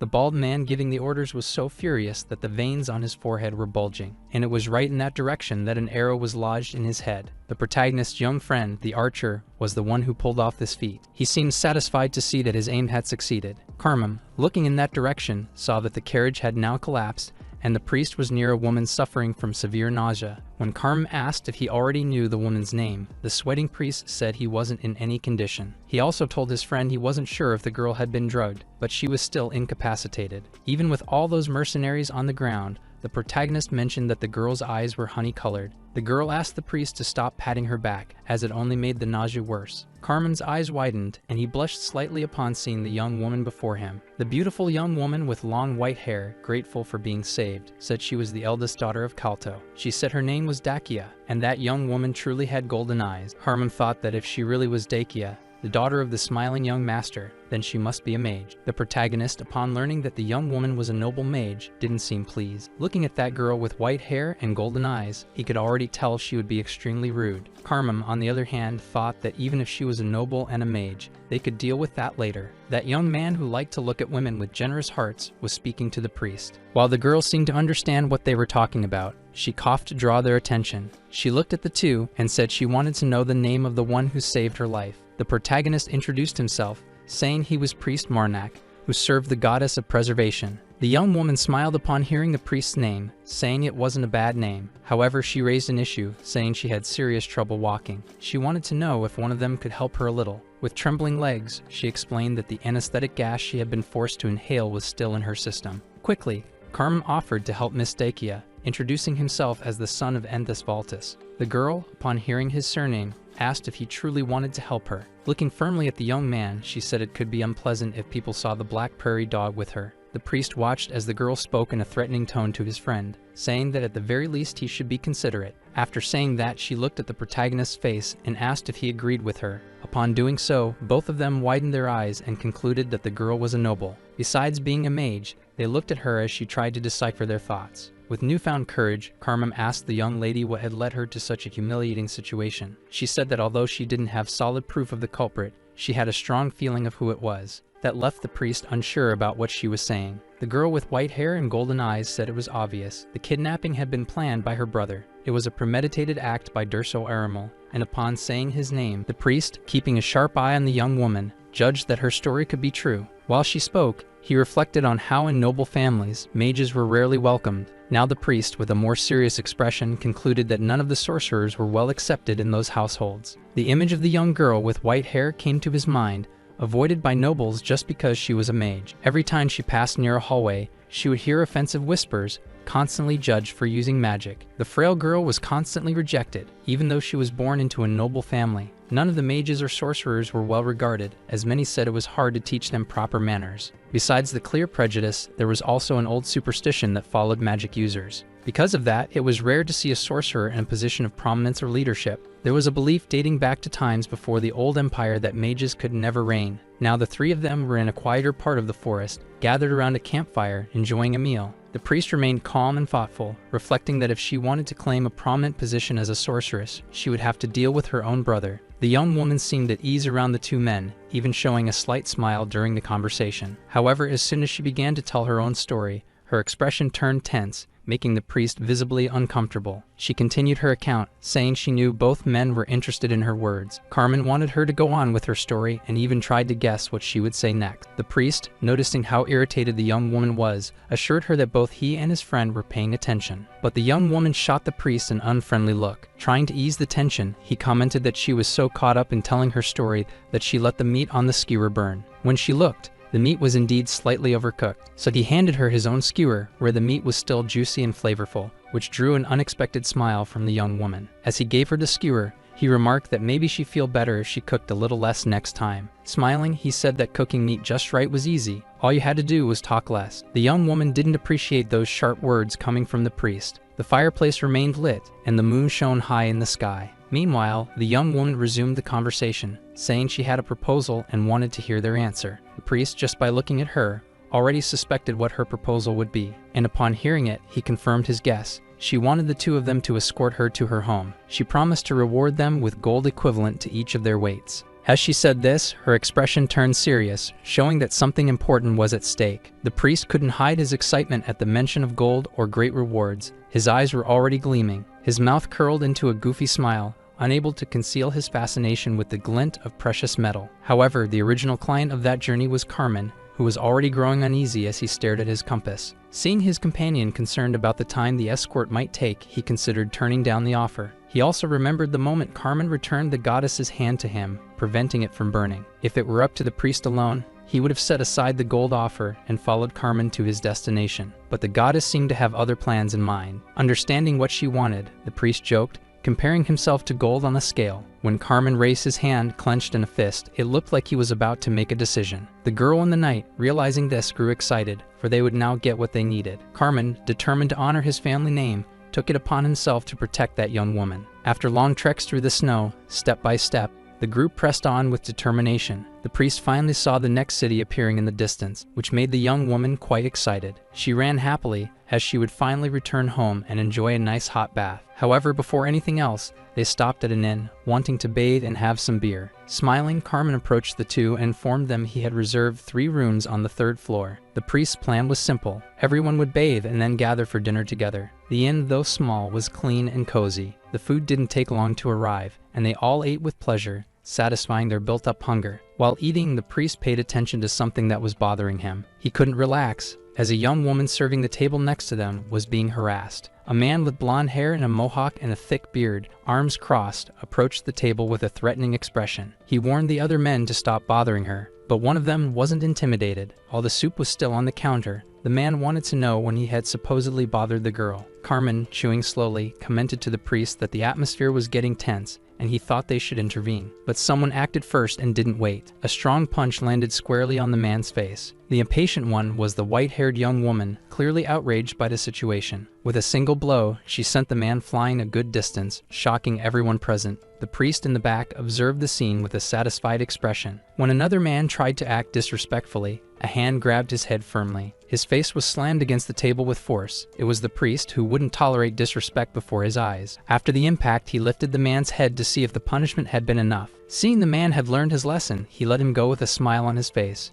The young woman, after dishing out her own lesson, was applauded enthusiastically by the crowd and the tavern owner. Carmen, in turn, was gripping another man by the collar, one who had also acted disrespectfully. When the man fell to his knees, Carmen opened his arms and commented that, after all, they were just travelers. With her hand on the young mage's head, she admitted that injustice made her furious. The priest simply observed her words attentively. Then, seeing her from behind, he reflected that her problem wasn't a lack of emotional control. Curious, Carmen searched the disrespectful man's pockets and found some coins. Without hesitation, he tossed the coins to the priest. Upon catching them, the priest handed them to the tavern owner to make up for the damages caused by the commotion. Peace now reigned in that tavern, with the innkeeper satisfied. Night fell quickly, and soon someone knocked at the door. The white-haired young woman asked who it was, and a voice on the other side replied that they needed to speak with her. When she opened the door smiling, she found Priest Manarch standing there. Startled, she fell silent as he covered her mouth and held her head firmly. With sword in hand, he struck the wall near her with force, just to get her attention. He told her that all she had to do was listen in silence, as he feared waking Carmen. With his eyes glowing green and a tense expression, he asked if she understood clearly. Still locking his gaze on her, he reminded her that earlier she had said she couldn't ignore injustice when it happened before her eyes. He also remembered her saying that she should have let it go,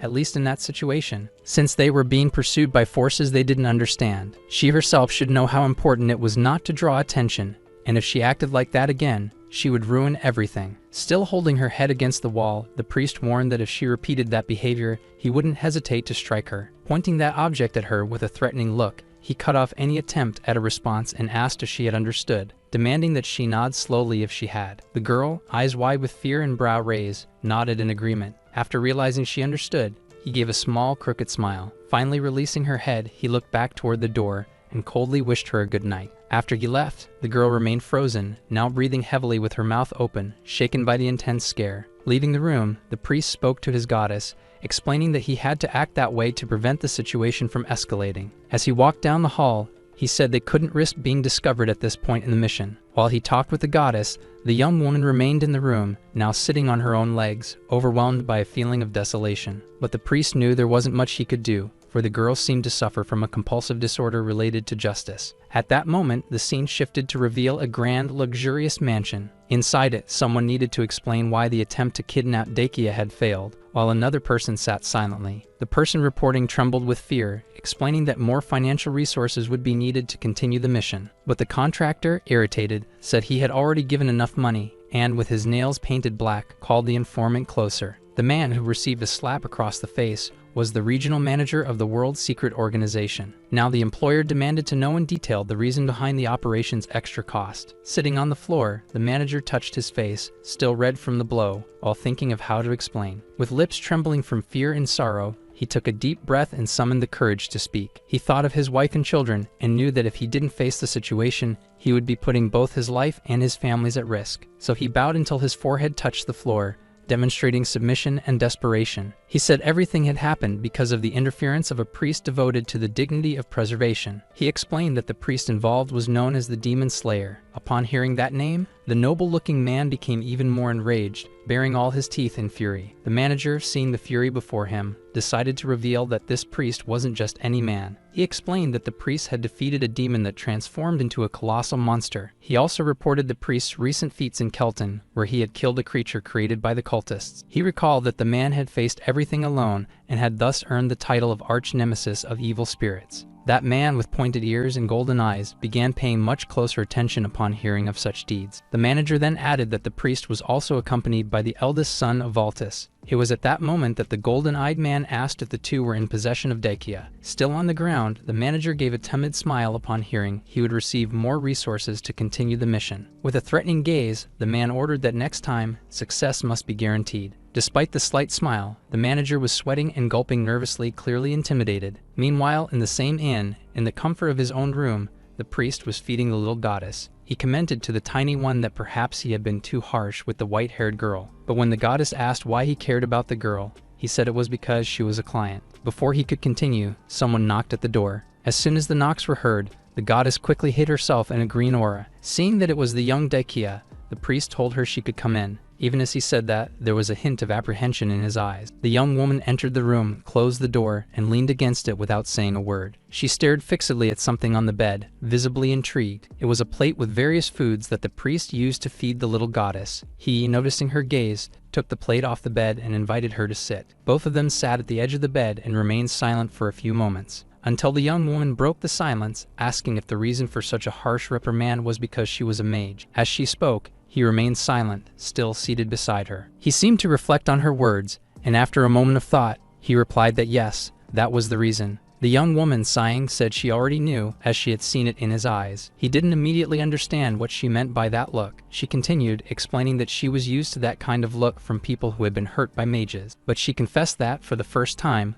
that look carried a dose of genuine hatred. She remembered the way he had pushed her against the wall and covered her mouth. Even so, with sparkling eyes, she ran her hand across her face and said she liked the words he had spoken, especially when he said they would be companions from then on, which made the priest blush a little. She went on to say that, usually, people who looked at her that way ended up trying to hurt her later. She stated that if she saw injustice again, she wouldn't be able to hold back, but promised to give a warning first. Standing up from the bed, she said she had only come to say those words. He remained silent when she said she was leaving. She was already at the door when he asked for her attention once more. She stopped and looked at him as he walked up to her, scratching his head and admitting that he had been too harsh. Now, with his face lit up by a sincere smile, the priest acknowledged he had been rude. Upon hearing that, the young woman gave a wide smile. She told him that he was finally looking at her the right way, and that made her happy. He, closing his eyes and trying to maintain seriousness even while smiling, asked if she was being sincere. Very excited, she asked if they had now made peace and suggested there be no more resentment between them. Laughing, he replied that, on his end, everything was fine, and he held no grudge against anyone. She gave a slight smile, winked at him, and slightly blushing, said she was looking forward to starting that adventure. After she left, the priest continued feeding the goddess and reflected that, in the end,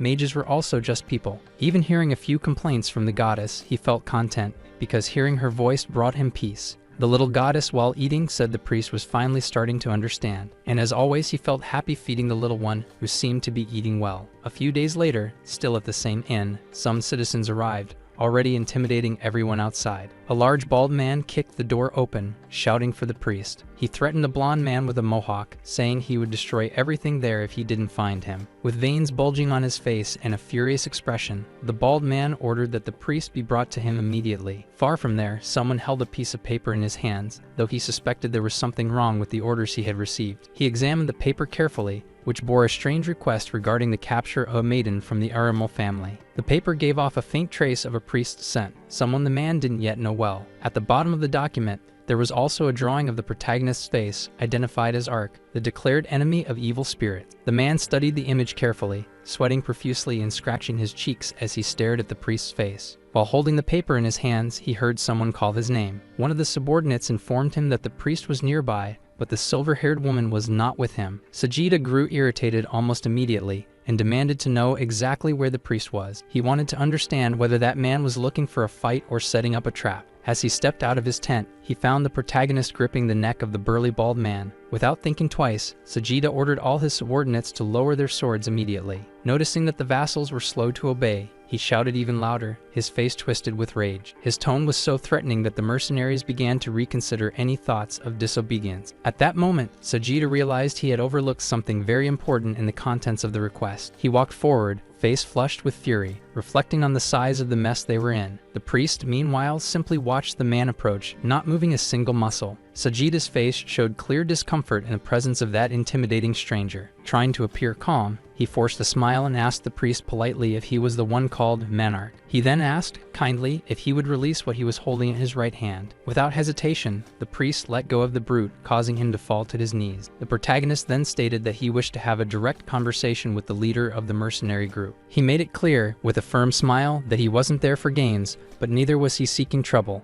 The man introduced himself as the captain of the Red-Beard mercenaries and revealed his name, Sajida. Some time later, inside the captain's tent, the priest was invited to sit and was offered food and drink. While Sajida drank, the priest declined the alcohol, saying he wasn't a fan of that kind of beverage. After a sip, Sajida set his cup on the table and thought that if the priest drank a little, the conversation might flow more easily. However, the priest began recounting something he had heard from one of the captain's men earlier. He was referring to the burly bald man, the one who had sought him out that morning and had kicked the door open without the slightest courtesy. The priest explained that the man said the captain wanted to speak with him, which was why he had come, ready to listen. However, he still remembered the chaos at the bar the day before and suspected it might all be connected. Meanwhile, the captain kept a cheerful face, though he was internally considering his next steps. He was thinking about the silver-haired woman and whether or not to bring up the curse that had afflicted the LA organization. He stared at the priest, who wore a beastly expression, and feared having to fight someone with such a fearsome reputation. He blamed the vice-captain for all the trouble, for acting impulsively and causing such discomfort. While he was thinking this, someone approached from outside the tent. It was the vice-captain himself, visibly drunk, who wanted to speak to the priest. Upon hearing that the priest had come on his own, he thought the man must be incredibly brave. Entering the tent and seeing the protagonist, he asked if he was the priest. The protagonist confirmed, and the man wanted to know if he had seen a silver-haired maiden. The priest confirmed that there was a woman matching that description in his group. When the vice-captain ordered him to hand over the woman, the captain's eyes widened in surprise. The vice-captain raised his hand toward the priest, saying something, but was abruptly interrupted as his hand was severed with a single strike. Now the mercenaries watched the hand fly away from the vice-captain's body. The severed hand landed some distance away, while the vice-captain screamed in agony and desperation. The priest, calmly, stated that he had found something peculiar and thought it was amusing. He looked around and commented that he didn't recall giving his name to any of them, yet everyone seemed to pronounce it so affectionately, as if they were close. Standing tall with a threatening glare and gripping his strange serrated sword, he demanded to know who was behind it all. The captain, in shock,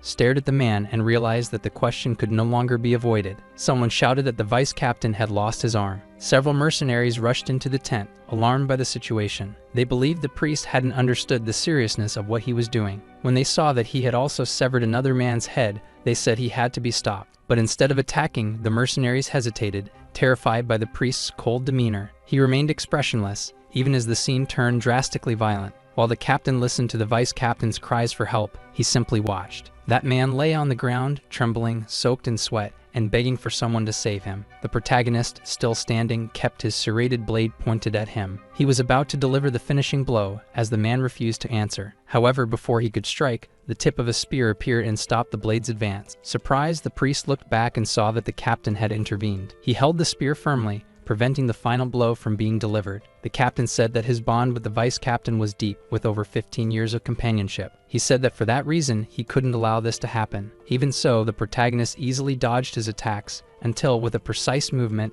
he cut the captain's spear. The broken piece flew far from his hand, and he still tried to reach for it, but without success. Soon after, a large hand appeared, pulling a curtain. That man grabbed the cloth in hopes of shielding himself from the priest's blows, but the priest only watched as the captain threw the curtain over him and ran off. As he easily slashed through the fabric, the priest saw the captain fleeing in a rush, leaving the vice behind. While running, the captain shouted for his men to retreat as quickly as possible. The mercenaries were left stunned, watching their own leader escape the scene. For many of them, it was too late to react. Countless heads were separated from their bodies. Now with wide eyes, they paid the price for having stood still too long. Those who understood the danger ran desperately, trying to save their lives. Among the fugitives, some managed to escape the protagonist's blade. The captain, knowing that fleeing wouldn't be so easy, stopped and grabbed another spear. He took a defensive stance, realizing he had no choice but to tell the truth. Standing alert, he saw the protagonist take position again, ready for another clash. Although still at some distance, he noticed him slowly emerging from the tent. The priest, in silence, communicated with his goddess, knowing he had to capture the true mastermind behind the tracking. His body began to emit a green essence, while his eyes gleamed with an intense light. Sajida continued to fight fiercely, and his eyes already revealed the threat he carried. But when he hurled his spear toward the priest, the opponent shoved one of his allies in front, letting him take the blow instead. Wasting no time, the protagonist positioned his sword precisely before the enemy. The opponent quickly realized things were going to get a bit more complicated from here, especially when he saw the priest wasn't playing around and simply sliced the man in half. He now ran after the captain, clearly aiming to cut him down just like before. Knowing escape was impossible without a fight, the captain grabbed a new spear. Repositioning himself firmly, he knew he had to block the attacks coming his way. Fortunately, he managed to stop the priest's sword from piercing his flesh at that moment. It was a close call, and the second strike nearly hit him too, leaving him visibly shaken. While gripping the spear tightly, he shouted to his subordinates to head to the vice-captain's tent. The battle was intense, and even while fighting, the captain wanted to make sure someone checked on his friend. For now, he could still avoid being struck directly by the protagonist's blows. Watching him, he noticed that his eyes were now completely green, like the most vivid leaf. Every time he looked at the priest's face, he felt that sooner or later he would be fatally struck. And now the priest stood right in front of him, fists clenched, and with that intense green stare. This time, the captain couldn't simply block the blow and was struck with force. From the impact, a blinding light and dust erupted, covering much of the area around them. As the priest landed the hit on the captain, his face held an enigmatic expression, and even in the middle of the fight, he let out a sincere smile. He was pleased. It had been a long time since he'd faced someone with such high resistance. He liked seeing that the captain had managed to withstand a blow and was still alive. Even so, the pain on the captain's face was clear. He even clenched his teeth from it. At that exact moment, the captain shouted that someone was firing at them. The priest looked around, unaware that an archer was hidden among them. While the captain held the spear with one hand, the other was partially wounded from the blow. The two remained silent, staring intensely at each other, and the priest thought it would be bad if an arrow struck them now. The surroundings were filled with ice, footprints, and several fallen people, while the two kept watching each other from a distance. One of the mercenaries observed the scene with a tense gaze, the veins in his neck bulging. None of the mercenaries wanted to stay there and be the next target, so they decided to abandon the captain. Finding himself alone, the priest asked the captain if he still wanted to continue that fight. He smiled and said there would be no problem if he chose to give up, since all the others had already fled. With no other option, the captain threw his spear to the ground and declared that he had lost. After surrendering, now face to face with the protagonist, he said he would tell everything he knew. They began placing stakes in the shape of crosses as they talked. During the conversation, the captain looked at the scattered crosses and answered the protagonist's questions. He wanted to know if the captain harbored hatred or resentment toward him. The captain, staring at him, knew that saying he hated him could make things worse.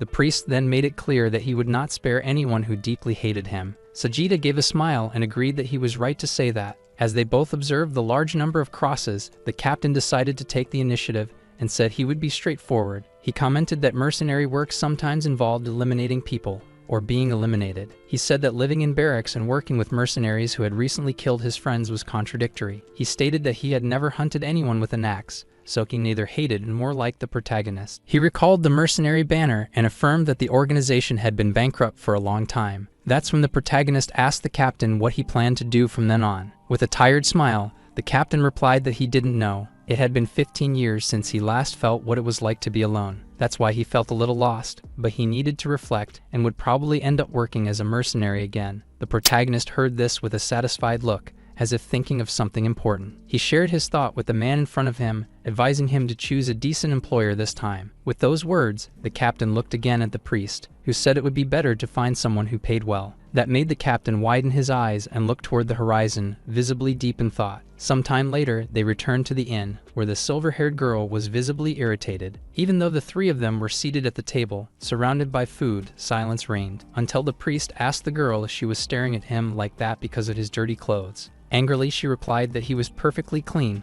but the priest knew her voice was full of thorns. Upset, Dekia wanted to know why he left in secret without telling anyone. She recalled the conversation they had the night before while sitting on his bed.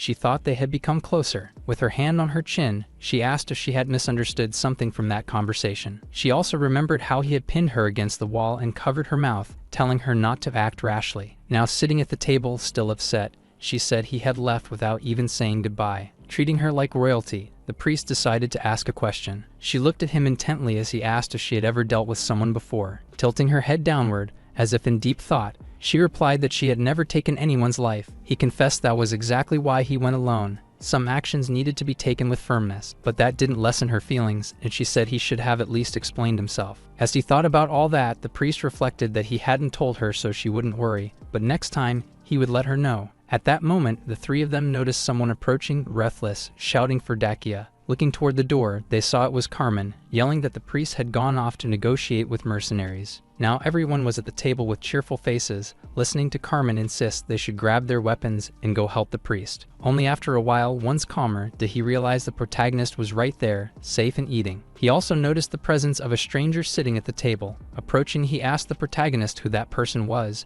and the priest explained that he was a new mercenary. That's when the two introduced themselves with a firm and strong handshake. The silver-haired girl watched the gesture with suspicion and asked the priest if he trusted that man. Upon hearing that no one trusted him, the captain scratched his head, visibly embarrassed. Carmen lightened the mood by saying it was good to have a strong and sturdy companion among them. Soon after, he announced that he was heading out to check on some arrows with the village blacksmith. He also said that as soon as the sun rose, they would set out on their next journey early. Meanwhile, in the dead of night, someone could be seen using magic and commanding undead creatures. The pink-haired girl was in shock and asked several times when it would happen. She was in an important meeting and demanded that her two companions reveal the exact moment of arrival. One of the men, blonde with an impressive mustache, questioned whether they were really sure they were going to that place. Despite the doubt, he felt satisfied at least to have arrived before the young woman lost it from so much whining. The calmest among them, with reddish hair, calmly said it would be soon, as he had already confirmed the location. That information brought an excited smile to the face of the pink-haired girl,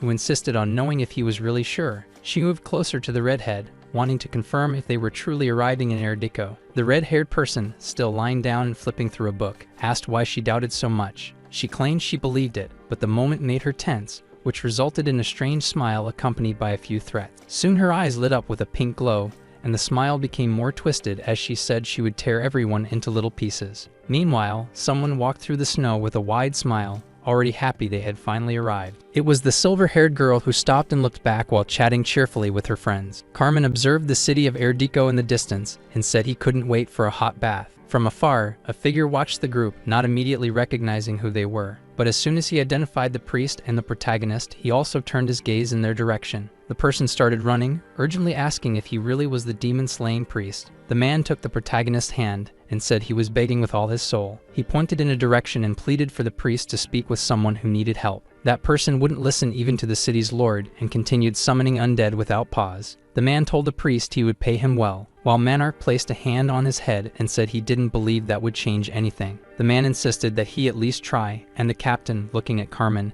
concluded that it wouldn't hurt to try. With a distressed face and terrified eyes, the man said he and his companions were at their limit. He described how the undead roamed the city every night, terrorizing the population. As he pleaded, the protagonist remained still, silently listening to the desperate requests. Opening his arms toward the man, he told him not to expect much, but it lit up the beggar's face. The priest declared he would help and said he would catch up with the group later, asking them to go ahead and find lodging. Smiling, the silver-haired girl said it was all right and that they would move on. Now walking alone in the snow with a lit torch in hand, the protagonist reflected on the priests. He wondered why, out of all of them, the chosen one had to be the trumpeter of rest. He was a strange type, but also unique, recognized by the other gods as deserving of authority. On a random occasion, and for no apparent reason, the gods had granted a human the gift of summoning. This gift consisted of awakening the dead and bearing the title of trumpeter of the dead and of rest. The chosen ones were then to wear a special robe and dedicate their lives to serving the dead. The reason they lived this way was a deep mystery, and the sound of their trumpets remained enigmatic. No one understood why someone would want to awaken the dead, but trumpeters appeared in places full of corpses. There, they blew their silent trumpets and gathered undead armies around them. Nobles and royalty limited themselves to watching from the window, holding golden goblets filled with living gold and encrusted with diamonds. They never dared to touch the dead commanded by the trumpeters of rest. It made sense, as no one wanted to face an undead army that grew larger every night. With slow steps in the snow, the protagonist pondered that it was something anyone would want to avoid. Smiling with irony,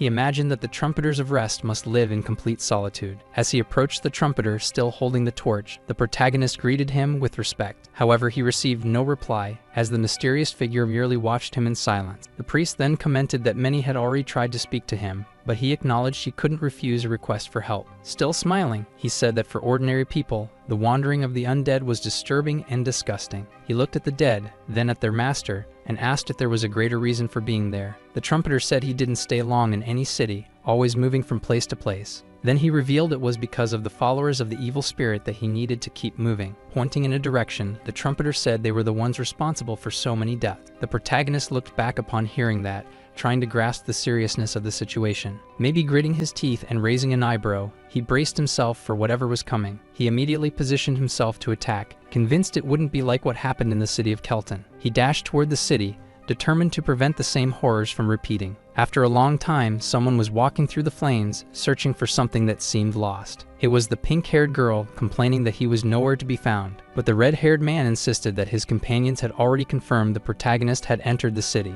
Pointing at him, the girl demanded that he be found quickly, without wasting time. The blonde man with the large mustache, however, asked them to wait. He had just located him amidst the flames. The mustached man pointed in a direction and looked away, as if hesitating to face what he saw. Indeed, it was the protagonist emerging from the fire, causing a stir in the pink-haired girl. The priest now carried a wicked aura, with only one of his green eyes glowing intensely. With a grin bordering on madness, he thought that he would finally witness a place like this. The mustached man watched the priest emerge from the flames, wielding an unusual sword. The weapon lay within the fire. It was the priest's ritualistic saw, already well known. He walked through the flames as if his jagged blade could slice even the fire itself. Seeing the pink-haired girl's excitement, the priest thought he would need to keep calm. Showing his teeth in a sinister smile, he told himself there was no need to worry about that. He stared at the mustached man and spoke to the goddess, claiming he would take care of that cursed mage. That man had been responsible for his death back then, right at the beginning of his journey. It was him who eliminated both his savior and the protagonist himself, without hesitation or mercy. He remembered the day he opened his eyes and saw that it was snowing. He recalled raising his hand and thinking that he had always carried unnecessary worries. He also remembered how someone had been walking through the snow, looking in his direction. It was a young man who seemed to have found something unexpected among the falling flake. And so, the man decided to get closer and check if the fallen person was still alive. The protagonist lay on the ground, arms spread, lost in the endless white of the blizzard. The man was seeking an answer as the snowstorm grew more intense. That was the moment the protagonist opened his eyes and met his savior. The man, whose name was Shantux, carried the protagonist on his back through the thick snow. Despite being an ordinary person, he was neither too young nor too old. That calm man took the youth to his home and began caring for his health attentively. When the protagonist woke up in that place, he wasn't bombarded with questions by the stranger. In that simple home, all the man said was that he could stay there as long as he needed. Above the door was a crest that indicated he was a priest of the goddess of preservation. Additionally, he was also a gravedigger living on the outskirts of the city, far from urban chaos. One day, while helping him dig, the protagonist asked why he had been so kind and had saved him. The man paused, smiling calmly with the shovel still in hand, and he answered simply. With a friendly look, he said he had just felt like helping someone in need. Back then, the protagonist wasn't used to smiling, but he learned a new kind of smile that day. That light and happy expression became something special etched into the young man's heart. Shantux helped the elderly, children, and anyone in need, never looking for a reason. Trying to follow his example, the protagonist began helping with the children in the village. He remembered living a year of peace, always beside that kind-hearted priest. However, everything changed the following winter, when he decided to follow in his savior's footsteps. In the snow, he found a man who had fainted and did the same, carried him on his shoulders and took him home. But he deeply regretted it, for he should never have saved that damned mage. After receiving care, the man quickly recovered, then revealed his true nature. With a repulsive grin on his lips, he confessed to being a worshipper of the evil spirit. With dark magic, he tore the protagonist's body into pieces as if he were a toy. He still smiled, pleased with his cruelty, as blood stained the snow around them. The protagonist woke again, surrounded by a magical aura of green hue. He noticed that one of the hands he had hidden had somehow slipped out of his inventory. It was caressing his face and cheeks, radiating an intense and mysterious green light. Upon returning home, he had to face the consequences of his naive choice. Right at the entrance, on the ground, lay Shantux's corpse, brutally slain by the damned mage. Now in the present, he wielded a serrated blade sword and slashed through the blazing flames. The mage widened his eyes as he finally remembered where he had seen that gaze before. He pointed and said he was the gravedigger, staring into the green eyes filled with thirst for vengeance. Sarcastically, the mage placed a hand on his waist and said that boy had died long ago. The members of his group listened as the mage explained how he had personally eliminated him. The protagonist clenched his fists tightly upon noticing that the mage was wearing the priest's robes. The long-mustached mage confessed he wasn't just using the clothes, but also his hand. He displayed his arms and said that hand had been extremely useful for a full 3 years. The protagonist's fury intensified, the veins on his face bulging like green serpents. The pink-haired, violet-eyed girl said she had heard a lot about him. With an eager face, she said she had been looking forward to their meeting, but was completely ignored. The priest simply swept his sword past her as he ran, since his target was ahead. When he hurled the sword at the mage, the latter raised a magical shield in defense. Hiding behind the barrier, the mage remarked that the priest was nothing like the rumors. He sneered with disdain, while the priest growled and barked for him to shut up. At a certain moment, the goddess of corruption raised her hand, and a new terror swept across the battlefield. Seeing that, the mage was stunned, disbelief spreading through his entire body. That was when the protagonist effortlessly shattered the mage's magical shield. Now inside, he violently tore off the hand that didn't belong to him. However, he was puzzled to hear the pink-haired girl whispering in his ear. He remembered separating her head from her body just moments earlier. Meanwhile, the mage before him began casting a spell called the Scale of Retribution. That mustached man lifted one leg while performing the arcane ritual. His eyes were those of madness, and his grin revealed every tooth in his mouth. A blinding light engulfed the area, thick with dust and growing destruction. The spell's force was so intense that the red-haired girl had to shield herself with her arms. The winds only fueled the flames, and the dust made everything harder to see. Nothing was visible for a moment, but soon the protagonist could be seen collapse, his sword gone. A voice said the divine power within him wasn't from the goddess of preservation. It added that the priestly robe's blessings still worked perfectly. The mage, looking down from above, said the protagonist had to be a worshipper of evil spirits. Eyes burning with hatred, the protagonist commanded the filthy mage to shut up. The mage, grinning widely, believed he had hit the mark about the evil worship. That was when the white giant of the goddess of corruption appeared, towering and furious. The mage looked up, mesmerized by the monstrous authority approaching. He figured that since he'd lost his left arm, he might as well take the monsters. Even seeing the corruption giant about to strike him, he didn't back away an inch. Dust from the impact shot up to the skies as the protagonist gritted his teeth in restrained fury. Despite the powerful attack, the mage blocked the giant's punch with extreme ease. It became clear that the blonde, large-mustached man was a worthy enemy. The protagonist now emanated even more of his green essence, drenched in vengeance. He thought that tonight, he would completely destroy the mage Reverkel. He locked his gaze on that filthy mage's face,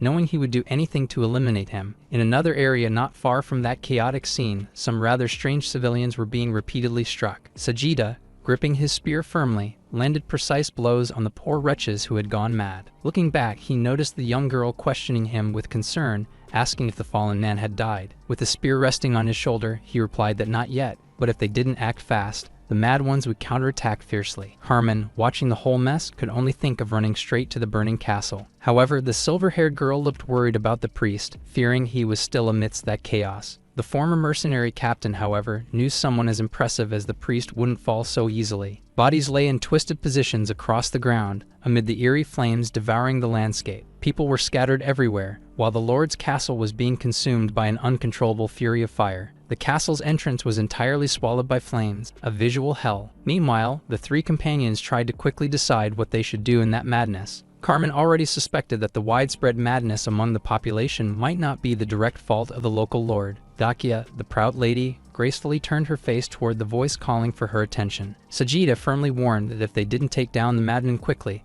they would face truly serious problems. Even amid fire and smoke, the crazed ones began to group up, forcing Sajida to drive his spear into one of their chests. The young woman, watching that with a sorrowful gaze, realized that even against her will, she needed to act immediately. The man, pointing his spear toward the chaos, explained that it was necessary to keep eliminating those people. If she wanted to survive, she should imagine she was doing a favor to the disoriented undead. He said he would handle most of the dirty work himself, but asked her to do what was necessary to stay alive. The girl listened to those words with a carefree smile, as if it were even something pleasant. With an unspoken permission, she gripped the hilt of her sword firmly, showing resolve. She quickly revealed herself to be a promising swordswoman, with sharp reflexes and very well-coordinated movements. Carmen, observing the movement ahead, ordered the group to head immediately to the castle's main gate. As they ran and fought, the three of them continued to eliminate as many of the flaming undead as possible. In one of the attacks, the girl drove her sword straight into the chest of one of the crazed ones, then pulled back. The former mercenary captain heard something that made him stop.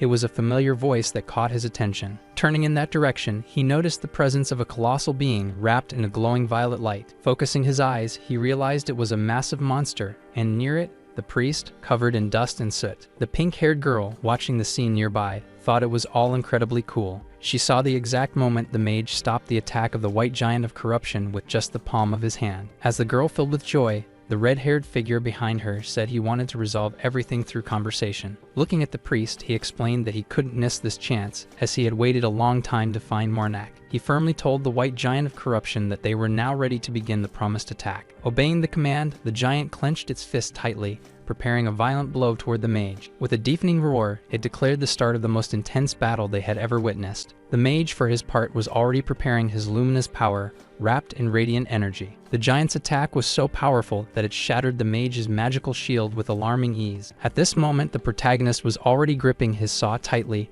ready to give back everything he had received. With a look of deep vengeance and a slightly insane smile, he charged at the enemy. On the other side, the mage showed the same thirst for destruction, as if he wanted to eliminate the protagonist a second time. As time passed, the intensity of their blows increased, making the fight more and more brutal. The mage, even while laughing, found the exchange of attacks boring and provoked the protagonist to use something new. The priest, watching it all, couldn't believe the mage had the audacity to mock so openly. Dodging and blocking attacks with ease, the mage kept taunting, saying the other needed to calm down. Just as he was about to release another one of his provocations, he was suddenly pierced by a spear. Everything happened too quickly. The mage didn't even have time to react to the devastating attack. The scene unfolded before the priest's eyes, who now observed everything with a green-tinged calmness. The blade, after piercing the mage, didn't lose momentum, continuing its path through the air with precision. The protagonist, seeing the mage falling with his red cloak, looked in the direction the attack had come from. He recognized the strength and precision of the throw as something only the former mercenary captain could have done. He saw that Sajida was in trouble, surrounded by out-of-control undead as he tried to hold his ground. After helping his comrade with the throw, Sajida had to run off to save his own skin. The protagonist looked at the chest of the fallen mage,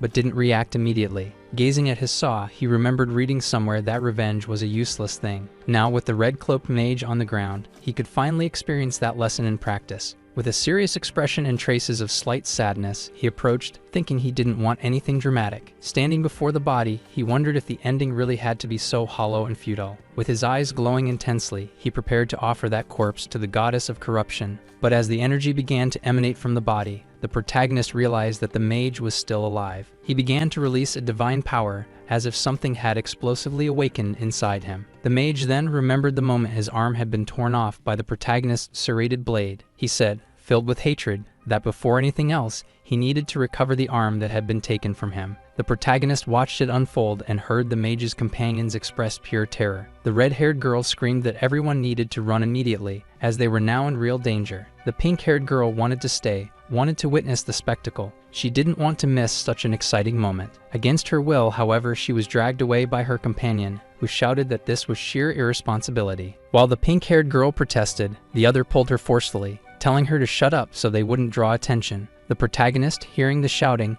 also heard the two say that the mage, in that state, could no longer distinguish anyone. Upon hearing that, the priest asked the white corruption giant to throw him far away. The giant then grabbed the protagonist in its massive hands and hurled him with great force before vanishing. Meanwhile, the two girls were running. The pink-haired one begged to be released, desperate to see the fight. The red-haired girl screamed even louder, saying all that noise would draw too much attention. But it was already too late. A loud crash occurred in front of them, and the protagonist was already waiting there. The red-haired woman froze in fear, her expression overtaken by despair, and everything got worse when she heard the protagonist's words about what would happen next. The pink-haired girl, on the other hand, felt a wild thrill watching that heavy aura approaching. With excitement, she said her name was Pearl and the other girl was called Bina. She looked directly into the protagonist's eyes with her violet ones and revealed that they belonged to a secret society. The protagonist's expression grew even more serious upon hearing that they worshipped the evil spirit. Opening her arms as if announcing thrilling news, she asked if he remembered the people from Kelton. He addressed the girl and said he remembered very well who she was talking about.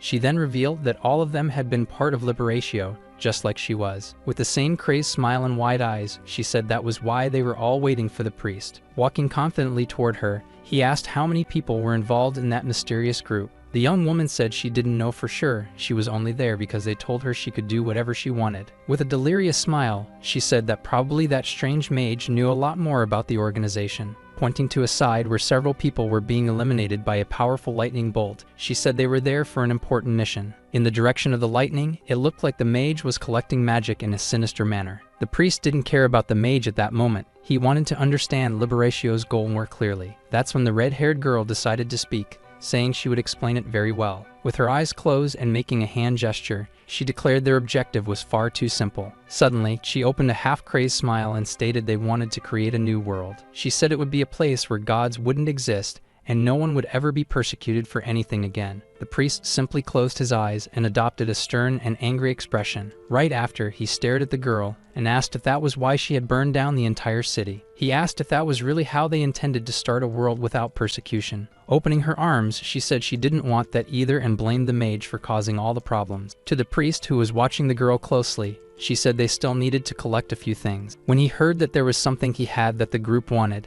he became immediately interested. That's when she resumed that strange smile and fierce gaze, saying she wanted the relic he had. She was referring to the artifact held by the Incarnation's body, the one he had taken from Kelton. Now the priest gripped the hilt of his serrated blade tightly, because his suspicion had been correct. Thinking of the goddess, he suspected that the group wanted a sacred relic containing her power. He told them that the artifact had been broken, and that made everything impossible. The girls thought he was lying. Something like that couldn't have been destroyed. The priest firmly declared that he had destroyed it himself and thrown the remains away in Kelton. He took the opportunity to ask if there were other relics like that one scattered around. It was a question not even his goddess had been able to answer. The girl, very excited, replied that yes, there were 4 of them in total. It became clear that the red-haired young woman didn't want that information to be revealed. The priest was astonished to learn that there were still 4 more relics besides the one he had already destroyed, and his goddess, as the bearer of the sealed power, was beginning to visibly lose her temper. Now with a twisted expression, the priest understood that he would need to find the other 4. Looking at those girls, he seemed eager to extract more information. With a fading voice, he said he needed to know who had driven the citizens of that city insane. The pink-haired girl, smiling, said it wasn't her, as she didn't know how to do something like that. The red-haired one grew angry and yelled at her to shut up and stop giving away information. When the pink-haired girl replied that it was just a question, the redhead told her to stop talking to the priest. The priest, enraged, was simply watching when suddenly the red-haired girl's head fell far from her body. The pink-haired girl was impressed, thinking his movement was absolutely spectacular. Even after he tried to do the same to her, she kept smiling, thinking he was simply amazing. The priest had also eliminated the pink-haired girl, but he knew that wouldn't be of much help. After the act, he told the goddess that he had done it for her and in her name. Now, by offering the body of young Bina, he earned 3,000 divinity points in return. Looking toward the young Pearly, he noticed her body was reacting strangely. Even without a head, the young woman remained alive, as if she were truly immortal. Observing the city, he thought that now that the cause of the chaos had been eliminated, things would improve. With his hand on his chest, he wished for peace, but the goddess quickly warned him of something. At that moment, the priest heard someone calling him from the other side. Turning around, he saw his companions, who informed him that the crazed citizens had suddenly fainted. They wanted to know if the priest had anything to do with it, and he smiled and replied that yes, he did. Hearing that, Sajida asked if his spear had been of any help during the battle. The priest said he couldn't even express how useful it had been. While saying this, he thought it was fortunate that the man hadn't noticed anything unusual. This thought was about the corruption giant that had secretly helped him. The priest then suggested they keep moving, as something much greater was awakening. Carmen, as energetic as always, asked what it was all about, full of excitement. But he didn't have time to hear the answer, as an overwhelming noise filled the area. Looking to the side, they saw that a gigantic beast had awakened, made of remains and multiple eyes. The creature was so bizarre that, in addition to its many eyes, it had countless mouths scattered across its body. It seemed that the monster was absorbing the bodies it found along the way. The grotesque creature was so terrifying that even the cheerful Carmen was frightened, his face frozen in a bizarre expression. When he asked the priest if that thing was made of human bodies, the protagonist replied that yes, it was. Staring at the abomination, he said that was exactly what he had just been talking about. He thought the mage's hobby was, at the very least, disgusting and completely absurd. The mage was detestable even after death. having gathered all those bodies together. Now he had become a completely despicable creature. Recalling the mage's appearance, the priest thought that grotesque form matched his former authority perfectly. Looking at the white-haired young woman, he said he knew she was sad about having to eliminate some people. He said to her that he would comfort her as soon as everything was over. Hearing that, she smiled widely, enchanted by the promise. Placing a hand on her chest, she asked how he planned to comfort her, and he, walking away, said he would think about it later. After a few steps, he looked back and said that before anything else, he needed to save the people and buy more time. Carmen was startled and asked if someone would come help them if they managed to buy enough time. The priest affirmed with confidence, saying he was absolutely sure that would happen. While he spoke, Sajida looked in a specific direction and noticed someone approaching quickly. Seeing that, something caught the priest's attention as well, and he turned to look. The sergeant asked if it was who they had been waiting for and if they had already arrived. With a trumpet, the trumpeter summoned his armies of undead to the battlefield. He led them all with a sound that only they could hear and understand. He seemed to have ordered all of them to attack the giant monster without hesitation. Now the undead had eyes glowing with a strange bright blue light. Some of them, to help, tore at the monster's flesh with violent bites. There were many of them, and they were trying to bite and rip the monster apart, causing it some discomfort. This made the repulsive creature begin to howl furiously, while four figures watched the scene unfold. The young Dakia wanted to know what was going on with those unusually active undead. Pointing to the trumpeter, she asked if he was an ally or just another problem. The priest replied that he seemed to be an ally, as the man continued walking toward them. Speaking to those present, the trumpeter said that among the four, he needed someone very agile to assist him. While saying that, he held his spear and positioned it close to his own body. The agile one would need to grab it and drive it straight into the heart of the deformed monster. After everything the trumpeter had said, the protagonist focused only on the object in his hands and found it curious that it was a spear. Holding the spear handed to him by the trumpeter, the protagonist asked if by chance he didn't have a sword instead. That question was so unexpected that the trumpeter remained silent for a few moments. Then he opened his hand and made a sword appear, floating in front of him. In awe, the protagonist watched as the entity handed him the sword while he was still holding the spear. With enthusiasm, the protagonist asked if that same gesture could summon 2 more swords and maybe some arrows. Once again, the priest was surprised by the boldness of that man in the presence of divine power. As the two spoke, the giant monster kept emitting its dreadful dreams in the form of distorted roars. The trumpeter raised his index finger and summoned swords and arrows in the air. That left the protagonist euphoric, as the trumpeter's power was truly impressive. Carefully examining the spear's tip, he noticed it seemed to be made of polished bone. Meanwhile, Carmen was testing her newly conjured bow with magical arrows. Seeing everyone excited with their weapons, the white-haired girl decided to swing her own sword with enthusiasm. She was thrilled to find that it was incredibly light and easy to handle. While Sajida examined his spear, the protagonist meanwhile gripped the sword's hilt, noticing how balanced and sharp it was. All the weapons had a perfect edge and were imbued with the divinity of the Trumpeter of Rest. Observing the monster ahead, the protagonist knew those weapons would be extremely effective against the undead. The Trumpeter said he could interrupt the giant's movements for a while. He hoped that during that window, the group would be able to pierce the creature's heart with precision. The priest smiled eagerly, realizing he might get to keep the weapons if he helped the Trumpeter of Rest. Without hesitation, he grabbed his trumpet and began producing the sacred sound that would immobilize the giant. With that, the 4 warriors were ready to leap into action at any moment. As the sound echoed across the field, the monster thrashed violently. The sound waves also stirred the undead army, making them even more aggressive. Soon, everyone could see that the monster was beginning to melt in a grotesque manner. The young girl called the priest's attention to what was happening with the giant. She noticed that all the absorbed bodies were being expelled from the creature. The protagonist simply watched, intrigued, wondering what might happen next. He saw the monster melting before his eyes, but even so, it remained gigantic and threatening. Though it was losing the attached corpses, it still seemed to have enough strength to fight. The protagonist thought he had to act quickly before the monster reabsorbed and solidified the bodies. The Trumpeter explained that the thing was worse than the evil spirit worshippers themselves, and until now, they had only dealt with its shell. He told the protagonist that the weapons he conjured had the ability to detect the true heart of the enemy. After that, he asked everyone to run as fast as they could toward the giant. He felt he still had more instructions to give, but didn't have the time. So they all advanced with determination, fully aware of what they needed to do. As they approached the mound, the protagonist realized that things could get worse at any moment. The monster ahead didn't seem able to move properly, which was a good sign. Behind him, Dakia also clearly noticed the creature's struggle to keep its balance. Its grotesque body, made of countless corpses, was truly a horrifying sight. Despite many trying to reach the girl, she was faster and more cunning. At one point, she looked back and saw the monsters being shot by Carmen's arrows. Carmen was covering the white-haired girl's rear, protecting her from a distance. The protagonist saw this happening and heard the girl say she would coordinate her attacks with Karma. Their plan was to attack the giant from below, gradually weakening it. The priest thought the strategy was excellent and assured them he would rely on their efforts. Right afterward, he called out to Sajida because he needed him to fulfill an important mission. He explained that it would be Sajida's job to drive his spear directly into the monster's heart. Meanwhile, the protagonist would distract the creature's head. Sajida took an offensive stance and began advancing, dealing with small monsters along the way. Meanwhile, the protagonist rushed quickly toward the giant's head. The fusion of undead stuck together was revolting,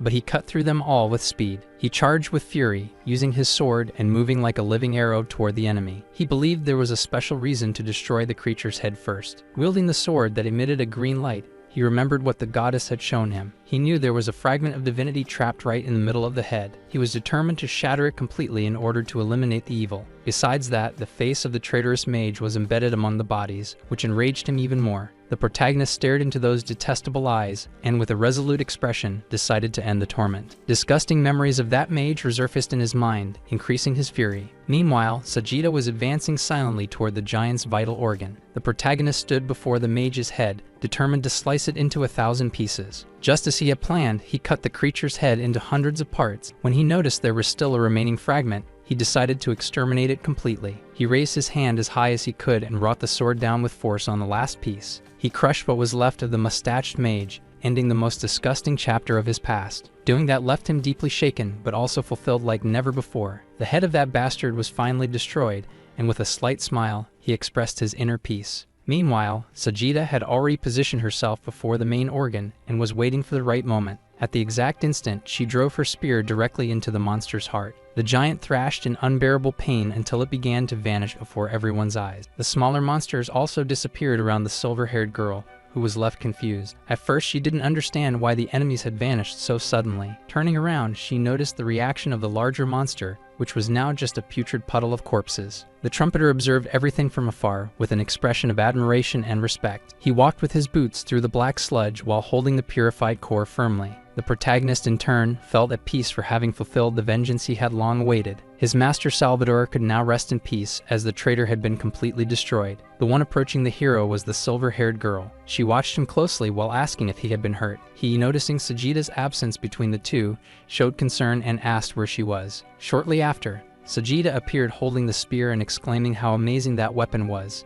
Now that the four were finally reunited, they turned around and saw the trumpeter. That enigmatic figure invited them to follow him to a specific location. He looked directly at the protagonist and stated that the invitation was for him alone. Given that, the protagonist agreed to follow him, curious to find out what he wanted. As he walked, he stared at the trumpeter's back, wondering why he wanted to speak only to him. He considered the possibility that he had noticed the moment he picked up the sphere, or perhaps he had realized that he was a worshipper of the evil spirit. At a certain point along the path, the trumpeter stopped abruptly, and the goddess warned the protagonist to prepare himself. He then assumed a defensive stance, placing his hand on the sword's hilt and gripping it tightly. Soon after, the trumpeter warned that someone was approaching. The protagonist also sensed an intense and oppressive presence. He closed his eyes for a moment to try to discern what it was. That was when he noticed the approach of a multicolored aura coming toward him. Despite its colorful glow, the presence was overwhelming and carried an essence beyond human comprehension. While the trumpeter played his notes, the protagonist understood that what was approaching was part of a divinity. Looking more closely, he noticed that the trumpeter, for all his strangeness, maintained a relaxed posture.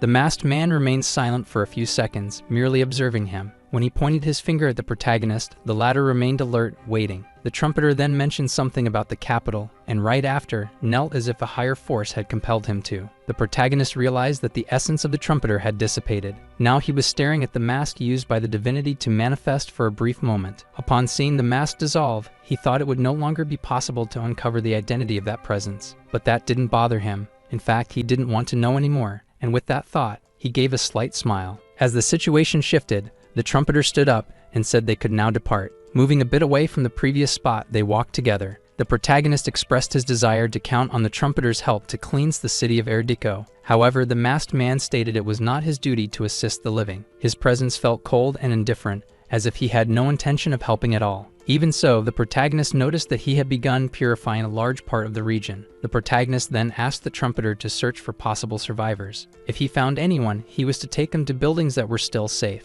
Upon hearing this, the trumpeter switched instruments. Soon, the undead began to stir once more. The the protagonist's 3 companions, still amid the chaos, noticed a significant change. After completing that task, the trumpeter heard another request from the protagonist. With an eager expression, he asked that any food still in good condition be taken to the safe buildings. To fulfill the request, the trumpeter began to play once again. Once more, he heard the protagonist's voice asking for another favor. Smiling, the protagonist was about to make another request when the trumpeter interrupted him, asking that he say everything at once. This time, the hero wanted to hand over the priest's right arm to him, an item of great importance. As he gave the arm to the trumpeter, he said that it meant a lot. Holding the object in his hands, the trumpeter remained silent. Now he was surrounded by all his undead. Meanwhile, the priest watched the trumpeter, stunned that he was actually receiving help from him. The girl, surprised, asked if the trumpeter had really helped. The priest replied that, deep down, he was a kind person. As they walked, she asked if the protagonist had asked for help, and he confirmed that he had. Holding the priest's hand,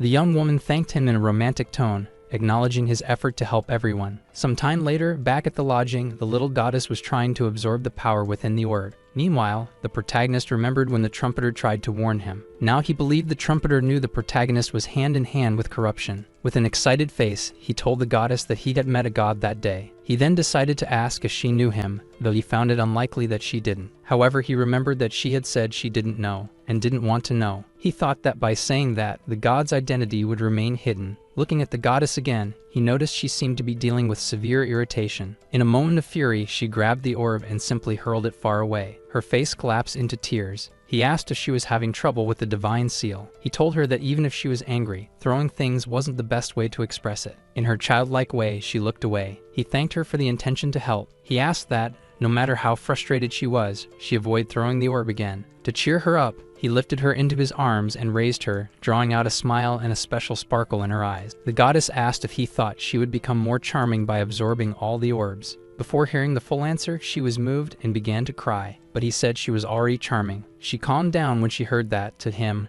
nothing would change. He would still feel the same. Hugging his goddess, he said that even if she became 3 or 100 times more charming, he would always find her beautiful. Meanwhile, the lights at the lodging remained on. At one of the tables, a blue-haired woman listened to 2 friends talking about the evil spirits. She heard them say those entities were not present only in their kingdom, but also in the dragon realm, in the east, and in the desert. Upon hearing this, the blue-haired woman turned, alert. She also heard someone say there was no need to worry anymore. After all, someone was eliminating the worshippers of the evil spirit, and they revealed who it was. They spoke of the priest Marnak. Now they toasted in his honor, wishing the priest a long life. As they celebrated, the woman remained seated, drinking her beer. At one point, she muttered something about the hero of Erdiko. Her gaze turned cold upon hearing Marnak's name. She walked down the corridor, thinking that perhaps only the worshippers of evil relics should be cursed. However, the mercenaries she had hired, and even the lord of that place, had already been eliminated. Now she would have to deal with that cold-blooded lizard. Because of that, she closed her eyes, trembling as she imagined the worst. She thought she would inevitably have to face that prince again, to whom she had promised never to fail again. That burly man believed that if he hid what had happened, he might only arouse that person's curiosity. Even overwhelmed by fear, he knocked on the door. After knocking, he remained waiting, expecting to be announced and granted entry. The prince, as usual, was reclining on his couch. But on that particular day, his eyes were fiercer than usual. In another scene, the protagonist rested his sword on the shoulders of a mercenary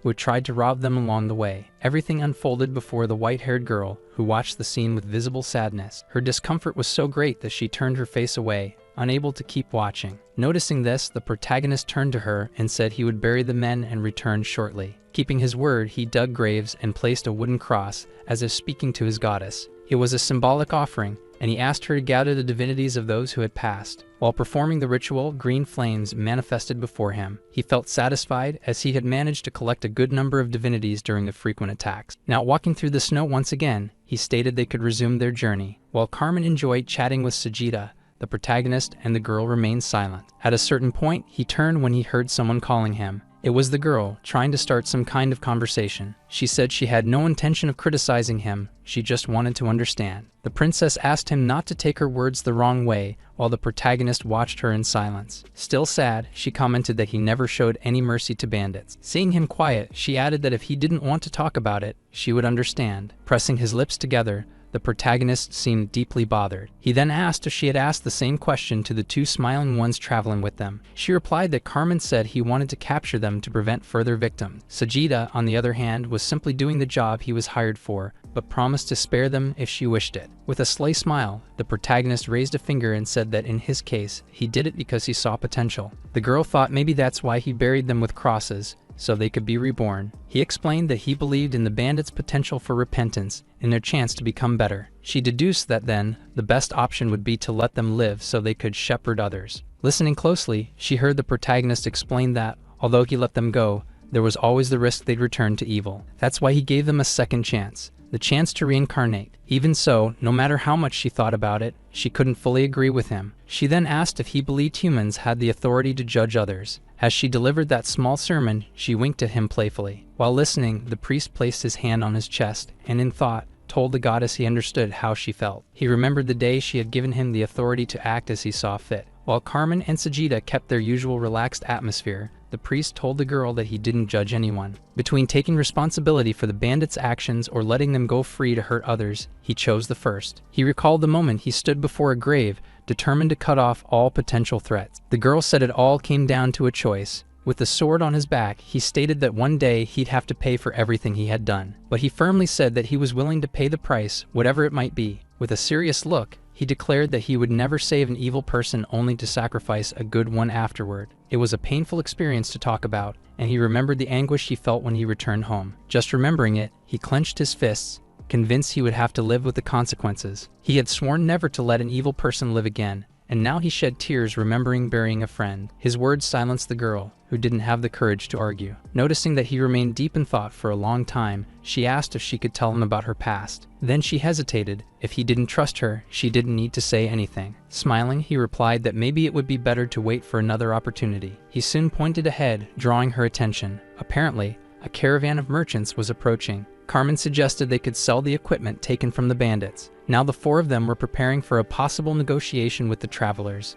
They stood before a merchant who examined the items they presented. Upon seeing the protagonist's sword, the man commented that it was made of an immortal alloy, the pinnacle of the old empire. Then he apologized, saying he had gotten carried away, as he had never seen someone wielding a sword made of immortalium. That word sparked Carmen's interest, and he wanted to know more about this legendary alloy. The protagonist, observing his sword, remembered that he had found it alongside Carmen. The merchant confirmed it was a rare treasure of immeasurable value. When he tried to buy it, the protagonist simply hugged the sword and said it wasn't for sale. Carmen, curious, wanted to know what else the merchant wanted. The man revealed his desire to hire the group's services to escort him to the capital of the Northern Kingdom. He commented that, before even seeing the sword, he had heard they came from Erdiko, which meant the priest was the demon slayer from the city of Gis. He also knew about the curses from the evil deities of Kelton and that he was the savior of Erdiko. Looking at the protagonist, who was already coughing and visibly flushed, he said that if he was really a priest, then he was officially certified. He promised a generous reward if they agreed to escort him to the capital. Carmen asked for a moment so they could discuss the proposal among themselves. The merchant understood and left the tent, saying he hoped to return and hear good news. In the camp,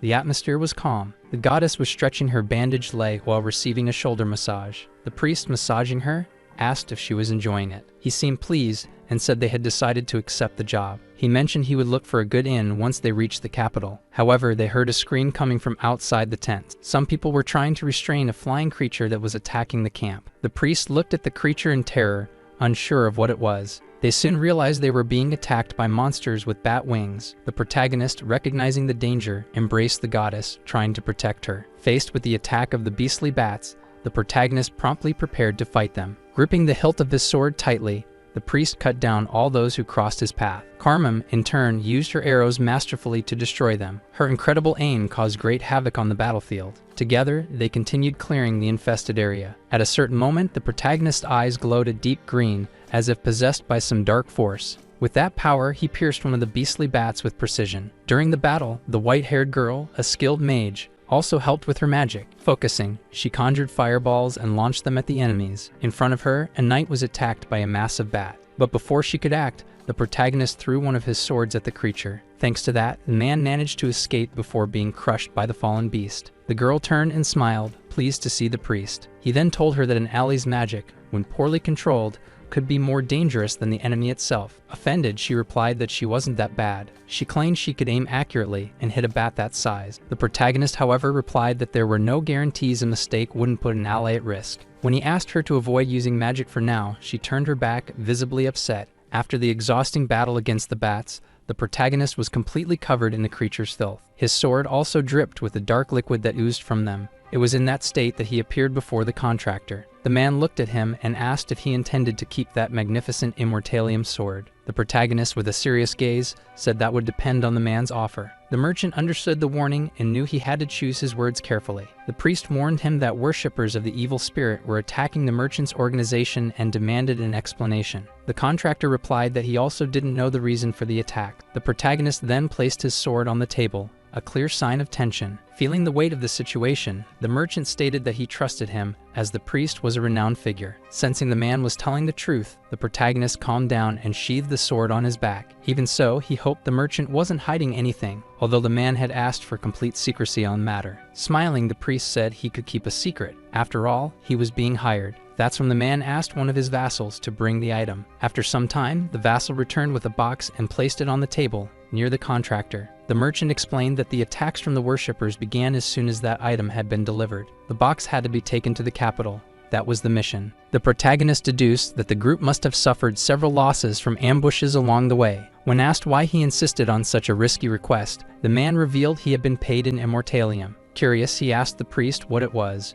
but the priest didn't know exactly what it was for either. Opening the box, the merchant revealed what appeared to be a simple necklace. However, the moment his eyes fell upon it, the protagonist recognized it. It was a sacred relic, and more than that, it carried the divinity of his own goddess. Placing a hand on his chest, he felt its energy radiating in a green glow. He now understood why the worshippers were in pursuit. Filled with questions, he didn't know how the item had ended up in the merchant's hands, nor how the enemies had discovered its location. The merchant wanted him to explain why those evil beings desired the necklace so badly, but the priest, with his head lowered, confessed that he didn't know either. With that, they changed the subject. Given the gravity of the situation, the priest stated that the mission's reward should be doubled, since the merchant had hidden a sacred item. The man turned pale upon hearing that. Reluctantly, he ended up agreeing after all. He desperately needed the group's protection. At night, the tents were set up, and the guards kept watch around them. Later, the four protagonists gathered secretly, analyzing the guards' equipment and discussing the situation. Carmen was especially pleased with the protagonist's decision to demand double the reward. Smiling, he replied that he had only asked for what they deserved. The girl, on her part, was simply happy that everyone was safe. They ended the meeting with a high five,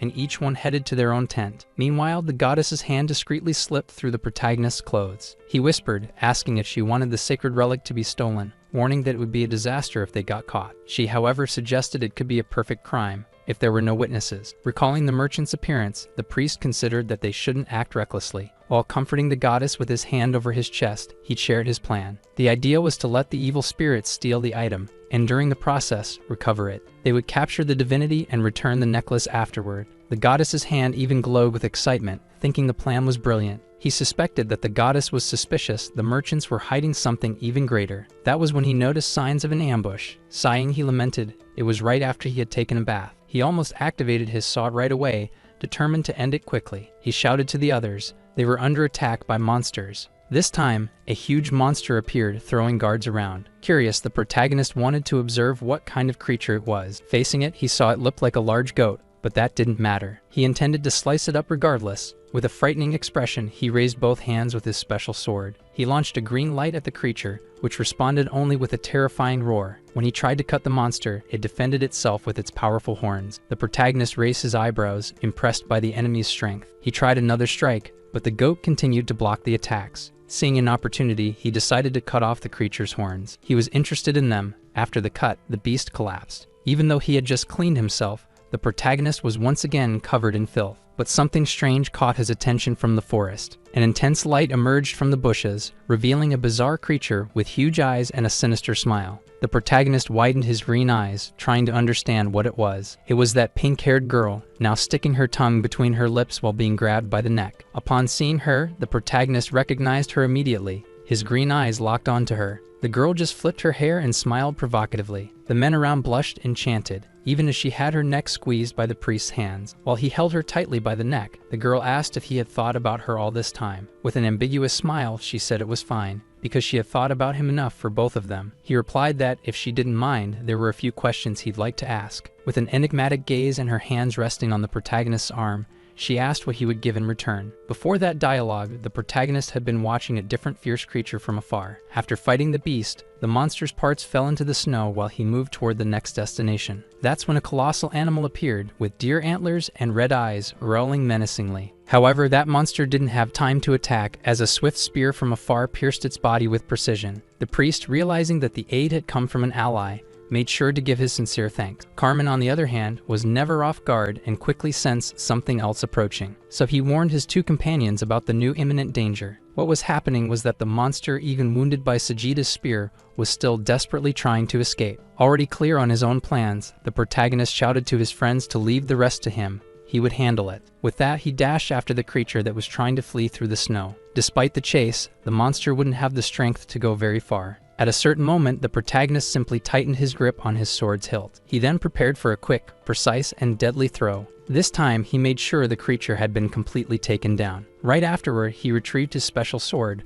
which remained embedded in the fallen monster's body. He walked once again through the white snow, now more at ease. He climbed a nearby tree and apologized to the pink-haired girl for taking so long. As soon as he came down from the tree and walked toward her, she asked if he'd be willing to do everything she wanted. With a cheerful face and a wide smile, she wanted to know if he was serious or if it was just a joke. However, he asked that before anything else, she answer his questions. She then said she was ready for that. Looking straight at her, he asked how many worshippers of the evil spirit were still left. She had to think for a moment. Then, with a gentle smile, she replied that there were 3 more, not counting her. With a displeased expression, she said the 3 companions didn't even share their plans with her. While the priestess complained, the priest thought that if she were in his group, he wouldn't trust her either. Trying to cheer herself up, she justified it by saying those individuals acted that way because they were extremely cruel. When asked about the purpose of the attack on the merchant's caravan, she explained that they were supposed to steal a golden necklace belonging to the merchant lord. Smiling with curiosity, he asked how they knew about the necklace's existence. She admitted she wasn't sure. She said only that the person who had given the necklace to the merchant was part of the Liberatio organization. To the protagonist, that seemed inconsistent, since the same organization was attacking the merchant. He then realized there must be some kind of split or internal conflict within Liberatio itself. The girl said it was something like mind games, moves between rival factions. With a lighter expression, he asked what exactly had caused the division between them. The girl replied that she knew, but had forgotten. Facing the pine-covered landscape, he found it strange that she had forgotten something so important,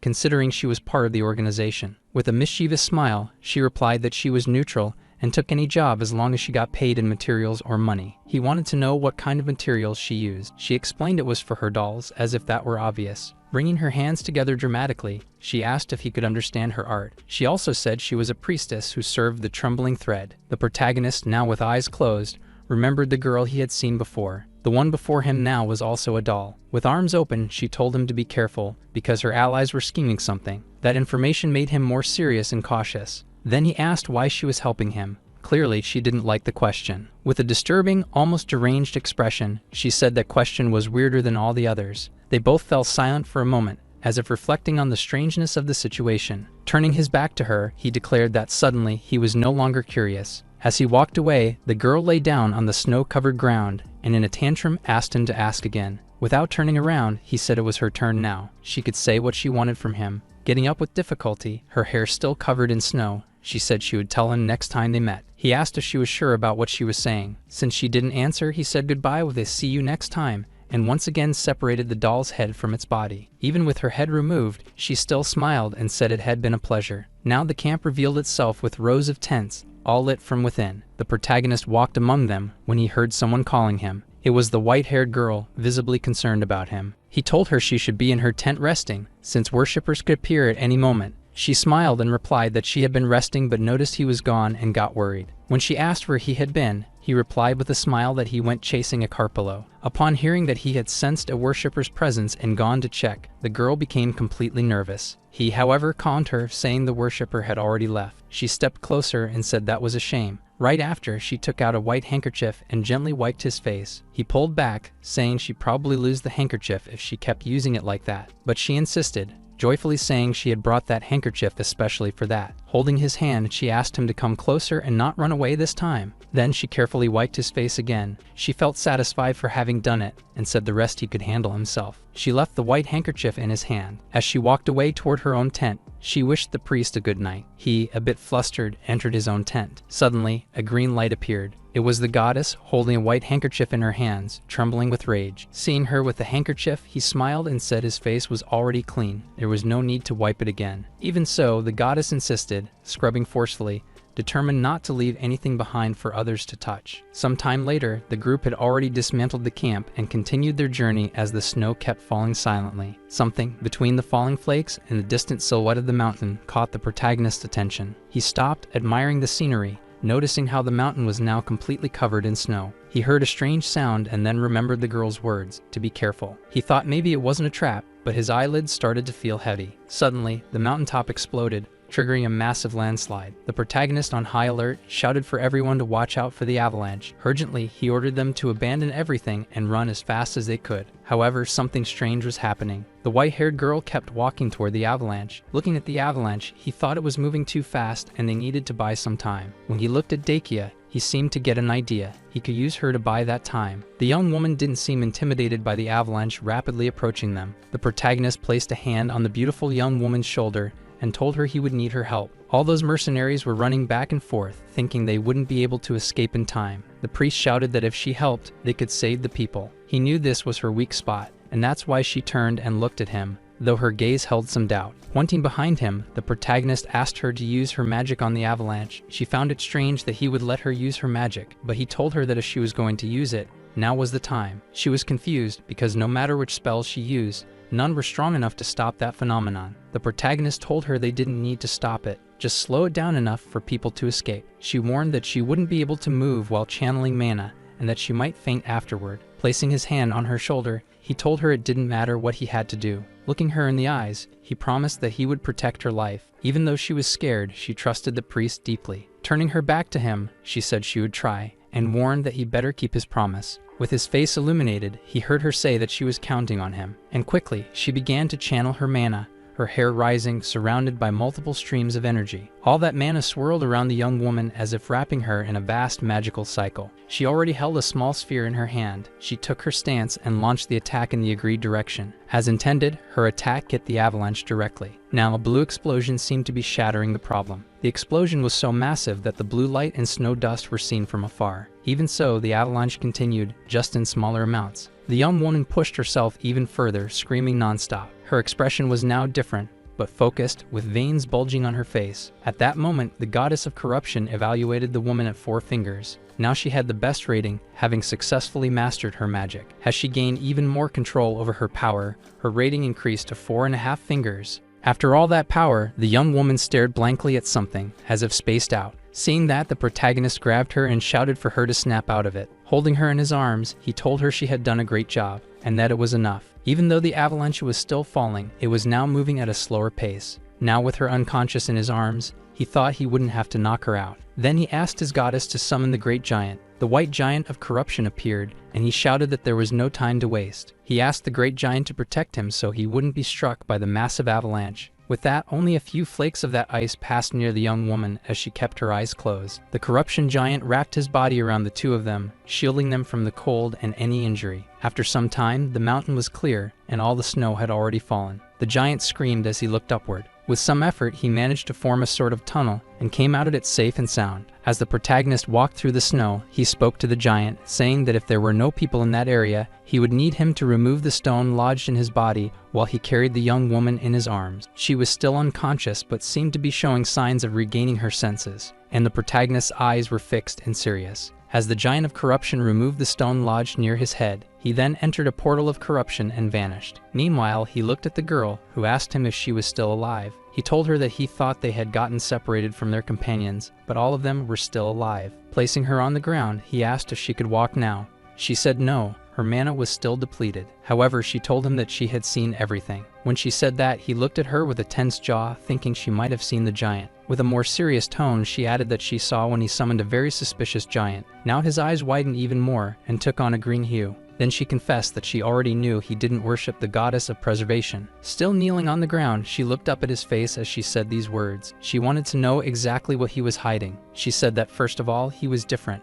Normal people didn't go flying around with swords. He tried to defend himself, saying it was due to personal training, but she knew that wasn't it. Then she said it was also about the hand he carried with him, and that she had heard him talking to himself. Now she was certain. He thought he was being discreet, but over time, with her watchful eyes, she noticed. Smiling, he placed his hand on his chest and said it wasn't hard to tell. That left her a little dumbfounded. Then he said it was just a prayer he always did. She said she pretended it was, but she had seen. When he shouted the word mother, and a giant emitting a sinister energy appeared. When she was about to ask him if he was a worshipper, he placed his finger on her lips and told her he had something to say. With a serious tone, he told her that people say silence is worth more than gold, and told her she hadn't seen anything. He said that since she was a fair person, he was sure she would understand the request. Lying in the snow, she said it didn't matter whether he was a worshipper of the evil spirit or not. She looked at him and said he was a good person, even if sometimes merciless. Lying on the ground, she said she only brought it up because she thought he would listen without judgment. She explained that she was born a mage, which made many people look at her with resentment. She looked at him and said that even if he were a worshipper of the evil spirit, she would still treat him the same. She also said she wouldn't keep that a secret. She was fragile and lying down, but fully conscious.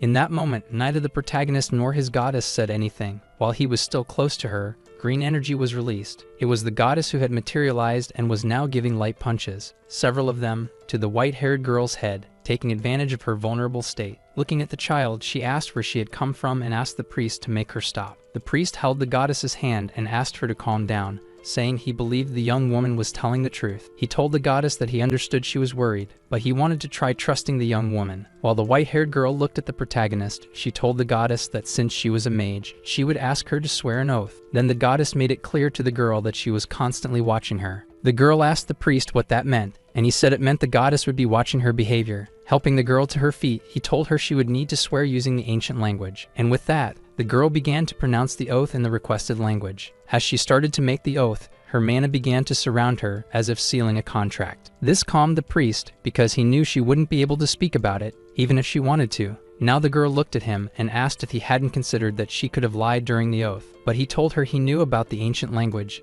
and that made her intrigued and even more curious. He looked at her and asked what she wanted to know about him. She, blushing and touching her hands, wanted to know what type of woman he liked. That atrocity uttered by the girl could be heard, which made the goddess, still in her childlike form, completely furious. With a gesture of disapproval, she immediately pushed the two apart. The priest, noticing the goddess's fury, suggested to the girl that it would be best if they moved on without delay. Still visibly embarrassed, the young woman asked if he truly intended to search for the sacred relic. The next scene revealed several people collapse on the thick, white snow-covered ground. The three worshippers of the evil spirit had already resolved the previous situation and were now in possession of the box. Upon examining it, they saw that the relic remained intact, undamaged. While they assumed the priest had been frozen to death, he and the girl were calmly walking along another trail. One of the worshippers, a young woman with short bluish hair and eyes of the same shade, was eager to leave quickly. The man beside her, with long black hair and almond-shaped eyes, sensed a hostile presence approaching. Soon, the three of them were on the snow, observing a figure who seemed to have followed them. The approaching person was consumed by rage,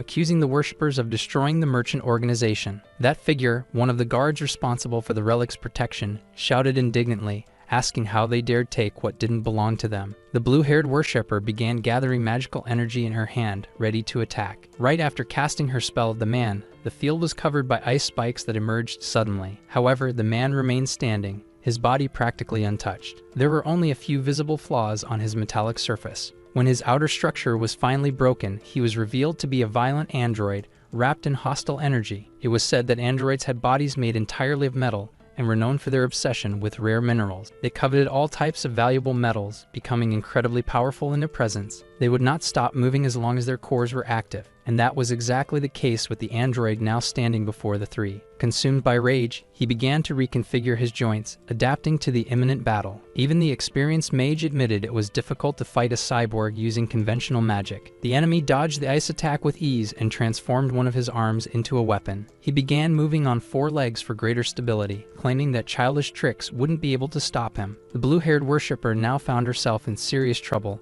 at risk of death if she continued to fight. One of her companions asked her to hang on a bit longer, no matter the difficulties. However, the girl turned to her two allies and asked them to act quickly, as she wouldn't be able to hold out much longer. Meanwhile, the cyborg remained berserk. With his steel body, it was clear he wouldn't be affected by freezing. He confidently declared that the three of them wouldn't be able to defeat him. However, the black-haired man's eyes showed a different kind of certainty. Seeing that his ally's magic was failing, the cyborg advanced on the three of them. The black-haired man calmly raised one foot, pressing it to the ground with force, initiating a threatening movement as if triggering a trap. A black slime began to envelop the cyborg's metallic parts. Soon he was struggling to move. Since he moved on four legs, the adhesive substance precisely immobilized his limb. Beneath the enemy's feet, there appeared to be an intense dark magic, binding him in place. The girl praised Pelham's work, saying she could now unleash her full magical power. With a strange smile and eyes filled with madness, the mage summoned her melting ice. Spikes formed and began to attack the cyborg. Within the spikes, a fierce whirlwind appeared, surrounding the creature. Protecting only part of his face, the cyborg mocked the technique, calling it a cheap trick. Using his sword, he broke the ice that was bothering him and also dispelled the magic cast by the first mage. The woman, upon witnessing that, grew visibly tense, as seen in the way she furrowed her brows. One of the allies, a red-haired young man, told Karuna to duck. He then cast a strange magic that appeared before them like a barrier. Among all the spells cast, that was the only one that truly surprised the Tin Man. The magical creature summoned by the mage began to release a sticky nectar. That liquid coated the Iron Man's gears, causing significant discomfort. Overcome by irritation, the cyborg was showing signs of being extremely affected. Taking advantage of the distraction, the Ice Witch launched another attack. The red-haired boy with ruby-colored eyes smiled, saying the enemy had underestimated the wrong people. With the cyborg knocked down, they revealed that they had already known from the start that the real owner of the merchant organization was merely an android. The Ice Mage was curious to discover what had been expelled from the magical creature, since the cyborg was still writhing. During the conversation, a white creature approached, drawing everyone's attention. That put them on high alert. It was the white giant of corruption, running toward them with wide strides and unshakable speed. The Ice Witch asked what they should do in the face of this new threat. The insect boy admitted he could no longer stop it, as his creatures were useless against something like that. The blue-haired woman asked about the pink-haired girl, but they decided they would face the creature even without her. Once again, the witch summoned the power of melted ice, creating spikes to try to slow it down. However, all she managed to do was further enrage the white giant of corruption. Not even the ice wall was enough to stop it. The girl begged Sheldon to do something immediately, or else they would all be doomed. The dark-haired man devised a strategy and decided to surround them in a pit of mud to protect them temporarily. The giant of corruption prepared a powerful attack that destroyed the ice barrier and also the magical creature. Meanwhile, the protagonist continued carrying the weakened white-haired girl in his arms. He asked her if she could walk, and with tenderness, gently placed her on the ground, letting her feet touch the snow. Standing firmly, she said she was feeling better. The protagonist said she didn't need to help, considering her weakened state. Even so, he asked her to just observe. She opened her eyes and saw ahead the figure of a quadruped android. That merchant remained armed and full of fury, determined to eliminate all worshippers of the evil spirit. Despite some damage to his structure, he continued strong in battle. He advanced, destroying the giant bats that the mage had summoned. The young priest told the girl he wanted to help, but it seemed the man was handling the situation well on his own. From a distance, the priest noticed that the cyborg was at a disadvantage, outnumbered and beginning to falter. However, something caught the protagonist's attention. His green eyes shone intensely like emeralds. He observed the giant of corruption and noticed something strange about the way it fought. There was something unusual in its movements and in how it executed its attacks. Then it picked something up and threw it forcefully far away. The object landed hard in the snow, raising a white cloud of ice. It landed very close to the protagonist, who approached to see what it was. As he got closer, he realized it was a snowfield bat already lifeless. It was at that moment that the goddess's hand appeared before him. She seemed to be communicating with him directly, expressing the desire to act at that moment. The appearance of the monster made the white-haired girl nauseous, and she began to feel sick. To the protagonist, however, it was just another repulsive animal. Upon opening the bat's body, he found the sacred relic hidden inside it. From afar, the white giant of corruption waved, showing off a jewel and blushing slightly. That was when the protagonist understood why it had been acting differently. It was the goddess's doing, and so he gave a slight smile. Suddenly, an intense light enveloped the protagonist. He was about to enhance one of his persistent authorities. He chose which one to strengthen,